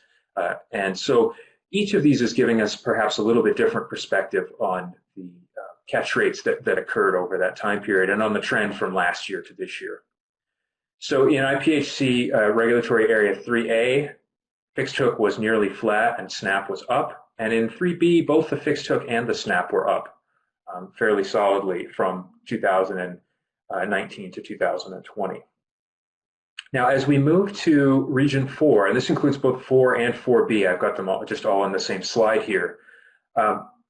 This is an area where we did not have direct FIS sampling. And so this is where we might look to see, well, where is there a difference between what the space-time model is projecting in the absence of any data and what was actually seen by the fisheries from 2019 to 2020. On the left, IPHC regulatory area 4A, the signals were somewhat mixed, up with one gear and down with the other. On the right, both of those gear types, snap and fixed hook in 4C and fixed hook in 4D, both of those series show a slight increase from 2019 to 2020. However, in the center panel for IPHC regulatory area 4B, you can see that we saw a fairly sharp negative trend in both of those. And that's somewhat in contrast to what the space-time model was projecting of an increase in weight per unit effort in 4B. And so I think this is one point where we might want to just note that the trends did differ somewhat in 4B. And because this is our only source of direct information from the fishery in 2020, it might be of note as we move farther through the process. Finally, now moving past just the catch rates into the fish that were landed. So this figure shows you the time series from the early 1990s of the average weight of a Pacific halibut that hit the dock in each of these IPHC regulatory areas, with all of 4 and 4B aggregated here at this point so that we can extend the time series a little bit farther back. Noting that these fish, the coastwide average in black down the middle there suggests that these fish were on average around 30 pounds or slightly more back in the 1990s, and now have dropped down to the low 20s. However, you can also see, and I've highlighted it here, that over the last decade, we've seen very little change in the average size fish. So although I know we've all gotten in the habit of saying, well, you know, fish are getting smaller, well, actually, they're not getting smaller anymore. The fish haven't gotten smaller since about 2009 or 2010. Since that time period, we've actually seen quite a stable average size fish in the commercial fishery across all regulatory areas. Moving then into the age information from the commercial fishery, and there's a lot of data on this single figure here. On the y-axis is the age of fish in years. On the x-axis is the individual years that they came from. And each circle represents the percent of the catch in that year that occurred at that age by number. And so a strong diagonal pattern in the circles is indicative of a very strong year class, moving to the right and up each year, one over and one up. And the size of the circle, of course, represents the contribution to the catch. And so the bigger circles represent the ages that are most important to the commercial fishery. And you can see across this whole time series, approximately ages 8 or 9 through ages 16 to 18 have been the most important for the commercial fishery. And in fact, that pattern extends all the way back for 100 years. We see very similar age structure in the stock, or in the removals from the stock, all the way back to the early part of last century. Most of these circles are black because we don't have sex-specific information except from 2017 to 19, where you see two colors there, the females in red and the males in blue. Quite clearly, the female circles are much larger, indicating that the female contribution to the commercial fishery is much higher than males. At the end of this time series, you can see the introduction or the arrival of the 2011 and 12 year classes. So those large circles at ages 8 and 9 are essentially the first time we've had a good look at these 2 year classes within the directed commercial fishery specifically. And this is quite good to see because we've been tracking these 2 cohorts for 2 years in the setline survey, waiting for them to become large enough to graduate into the landed catch. And now right on schedule, here they come into the catch in 2020. Comparing to the age information from the FIS survey, you see quite a similar pattern. Here, of course, we have sex-specific information for the entire time series. Perhaps a slightly stronger picture of some of the larger year classes, like 1987 and 2005. You might be able to see a little bit better in these diagonals. And then in 2020, we see for the third time now the 2011 and 12 year classes. which again corroborates nicely with what we saw in the commercial fishery. Of course, these FIS ages include all sizes of fish, sublegal and legal, and that's why we were able to pick up those year classes coming in a couple of years earlier than we did in the commercial fishery. Now, as I mentioned, we have several IPHC regulatory areas that were not directly sampled by the FIS in 2020. And so this raises the question, as we move forward, this 2011 and 12 year class are going to be increasingly important to the fishery. And it raises the question of, well, what might we infer about the distribution of these 2 year classes in areas that we did not sample directly in 2020? Now, we have some information to help guide us with that. We can look to previous cohorts and how their distribution has changed over time to give us maybe a better understanding of these incoming year classes and how they may be distributed next year in 2021. So, as was noted in the earlier presentation, there are now interactive tools available on the IPHC's website. The hyperlink at the bottom of this slide will take you to one of those, or actually take you to links to several of them. One of these tools I use quite frequently to try to understand the distribution of incoming cohorts, which is this interactive tool that maps out the FIS survey catch rates by individual cohorts at different ages. And so what I'm showing you here is a map on top of the 2005 cohort, which we know has been quite strong. It's been very important to the fishery for almost a decade now, well, maybe 6 or 8 years now, very important to the fishery, present in the stock for a decade. And then on the bottom is the distribution of that same cohort at age 9.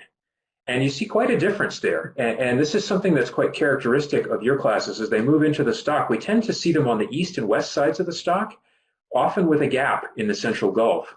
And then as they get older, generally sometime around age 9, we tend to see them filling in strongly across the center of the stock, as we do in that bottom panel there for the 2005 cohort at age 9. If we look forward now to the 2011 and 12 cohorts, at age 6, we see a similar pattern, and noting that we had a survey that extended all the way across the range when these cohorts were 6 years old. This is actually 2 different surveys from several years ago, but we see that characteristic gap in the center of the Gulf of Alaska, and perhaps a little bit more sparse distribution at the southern end of the stock.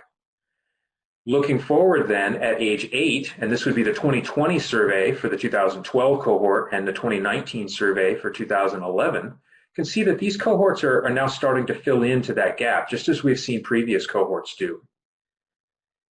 Now, we don't have data at age 9 for these 2 cohorts, but we do have it for 2011. Noting that we had the truncated survey, you can see in this bottom panel now that basically everywhere that we surveyed in 2020, we saw the 2011 cohort. And the ends of that distribution, just north of Vancouver Island and all the way out a little past Chignik, almost to the Aleutians, that's the edge of our survey design. So we couldn't have seen these year classes any farther than that. So I think the takeaway from this is that these 2 year classes, 2011 and 12, are likely old enough now to be distributed across the entire stock. And so even though we didn't have direct sampling in the far west and in the far south, I think it's reasonable to expect, based on the distribution of other cohorts, that they are likely to be fairly distributed across those areas moving into 2021. And so we probably don't have any additional concern about relying on these cohorts moving forward, even though we didn't get to see them this year in 2020. Now, of course, we will certainly be looking forward to a direct observation in several of these areas in the 2021 FIS survey. And I would encourage you, if you're interested in digging deeper, you can track any cohort that we've seen yet in the setline survey using this tool and watch its distribution. Okay, the last piece of biological information I'd like to present is with regard to length at age. And so what I've chosen here is to show you the length at age for female Pacific halibut from IPHC Regulatory Area 3A. These are some of the most important fish in the stock. We know that females comprise the majority of the commercial catch, and 3A is the single largest regulatory area. So I've tried to select the place that's perhaps most important to the stock dynamics. Now, this figure shows you average fork length on the y-axis as measured by our survey crews on the water, and the year on the x-axis. Each series shows you an individual age, and so if you take a color and track it across this graph, it gives you an idea of how has the size at age for that particular age changed over this time period. And you can see if you start at the top at age 18, the orange circles, and the circle size is proportional to the sample size. So the bigger the circle, the more samples we had. You can see for age 18, we've seen a fairly strong decline in size at age from over 130 centimeters down to somewhere in the 100 to 110 range in recent years. So that's a pretty big decrease in the size of fish. However, if you look at some of the younger ages, and particularly at the end of the time series, you can see what appears to be a 4 to 6, maybe even 7-year increasing trend at the end of that time series. And if I just highlight it here with some trends at the end of that time series, you can see that for ages 7 through about 12 or 13, we're starting to see some improvement in size at age. In fact, for ages 12 and under, the size at age is at or above any size at age that we've observed since the late 1990s. And so it's still early to say whether there's actually meaningful change across the entire stock in length at age, but certainly IPHC regulatory area 3A is one of the areas that's shown the biggest declines over history. So I think that there's definitely potential for some increasing trend in size at age here. And I really look forward to some of the results from our research program, which is studying the factors influencing size at age to help us better understand this. Now, I will temper expectations a little bit by pointing out that trends in size at age take decades to unfold. So even though this looks promising at present, we shouldn't expect large changes in yield in the short term. This is something that's going to take a very long time to see just what the trends are. And if they are increasing, it will take years before we really start to see the benefits of increased yield per fish in the overall stock calculations.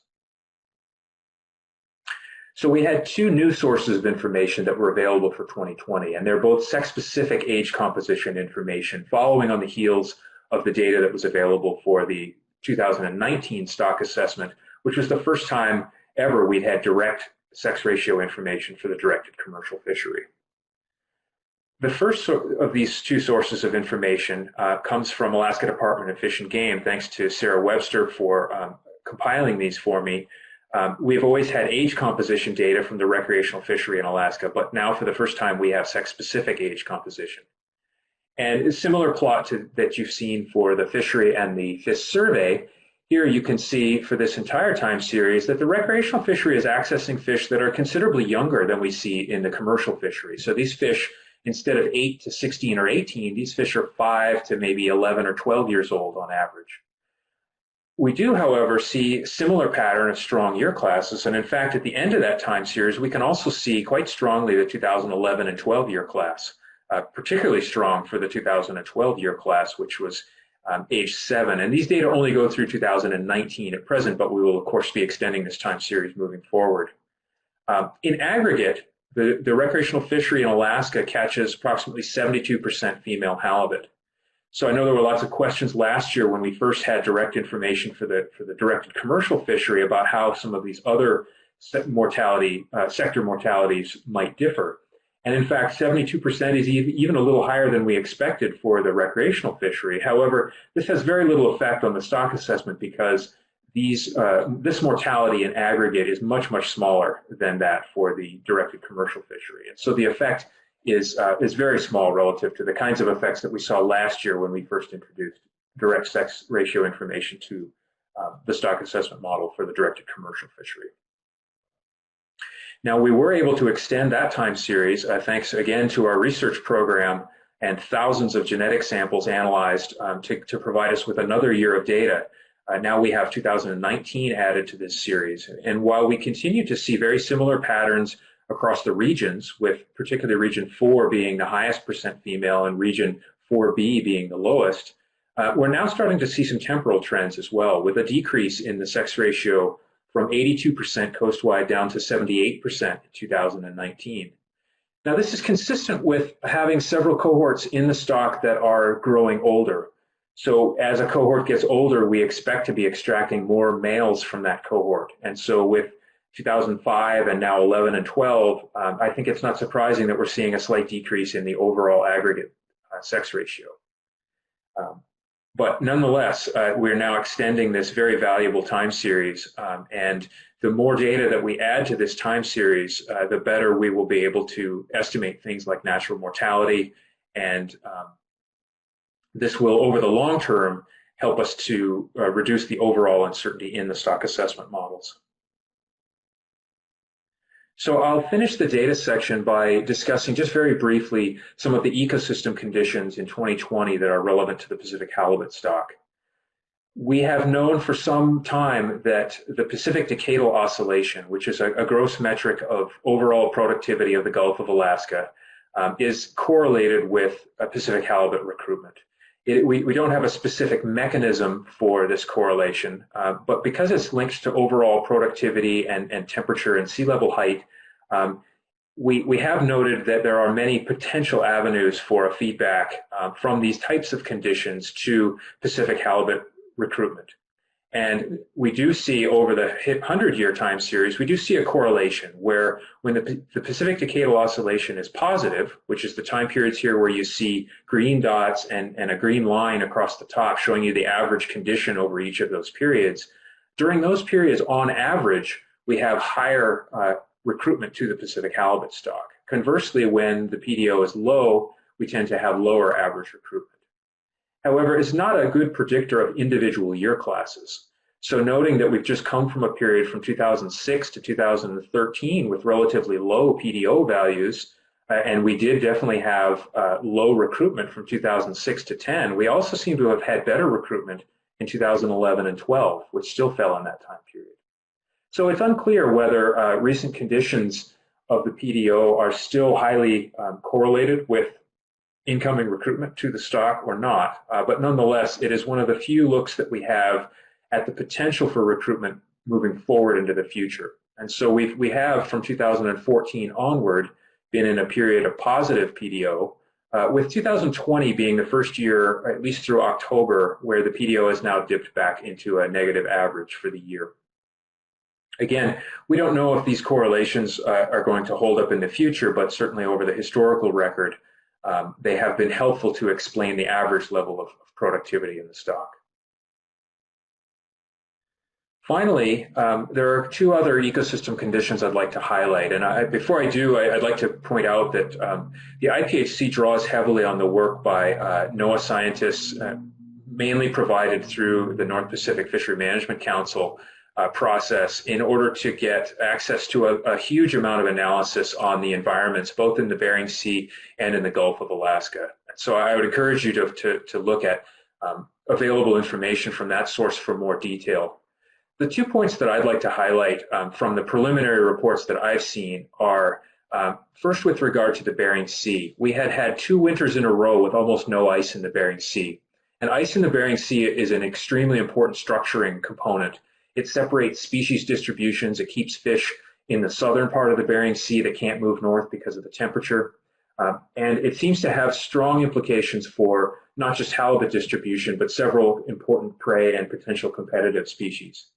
In 2019 and 20, we had a much more normal year. There was ice cover for a good chunk of the year. However, it did have an early breakup, and I believe we've also seen some much warmer water conditions over the summer than we do normally. So even though the winter was more normal, it's not clear that all of the longer-term effects of having had 2 years of very warm water and very little ice in a row are necessarily gone. I highlight this because the Bering Sea is the one place that we're most closely watching Pacific halibut distribution. As I mentioned earlier, we have seen some indication of fish movement toward the north, and it's something that we certainly recognize if we have a prolonged period of warm conditions up there. We need to be aware of the potential for that. And again, that's why we've recommended additional fish sampling in the Bering Sea in the upcoming years. The second point I'd like to make is with regard to the Gulf of Alaska, and that is that we had, starting in 2014, we had 3 years of very warm water. It was called the warm blob in the North Pacific. That water started out on the surface and then moved progressively into deeper depths over 2015 and 2016. We didn't have quite the same conditions in 2020, but we did have intermittent, what we would call heat wave conditions, where the temperature was in the upper percentiles of what we would consider normal for multiple days in a row. Now, we don't know exactly how this translates into effects on the Pacific halibut stock. For Pacific cod, it's been linked to increased need for food and increased mortality because of less food availability. So these heat wave conditions have been definitely bad for Pacific cod. On the flip side, they seem to have correlated with relatively high recruitment success for sablefish. And so we are really interested to see how this plays out for Pacific halibut, noting that we are just starting to see the recruits that were born during this time period in our data. If you were to look back at the earlier slide of the age compositions, the 2014 year class is still a very small circle in our setline survey graph, really not large enough yet to determine whether it's a strong or a weak year class. But we certainly had some anomalous conditions that could be important moving forward. And that actually rounds out the data section. Provide just 3 highlights. The first, just to remind you that these 2011 and 12 year classes are now apparently present basically throughout the stock, both in the survey and the fishery. So this is good.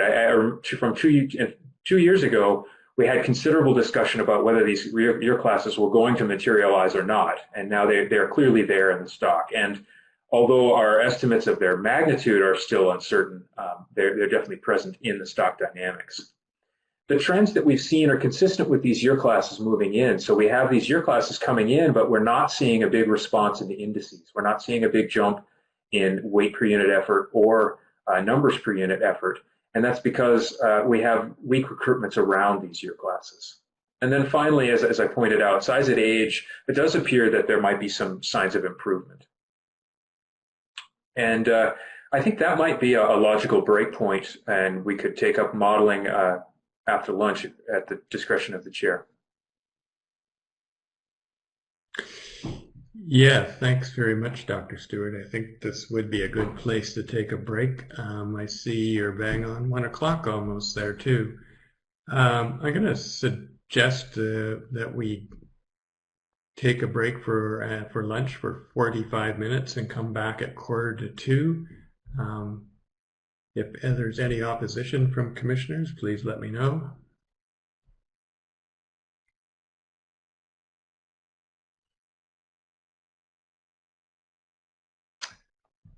Okay, I'm not seeing any, so we will break now and take up with Dr. Stewart at 1:45.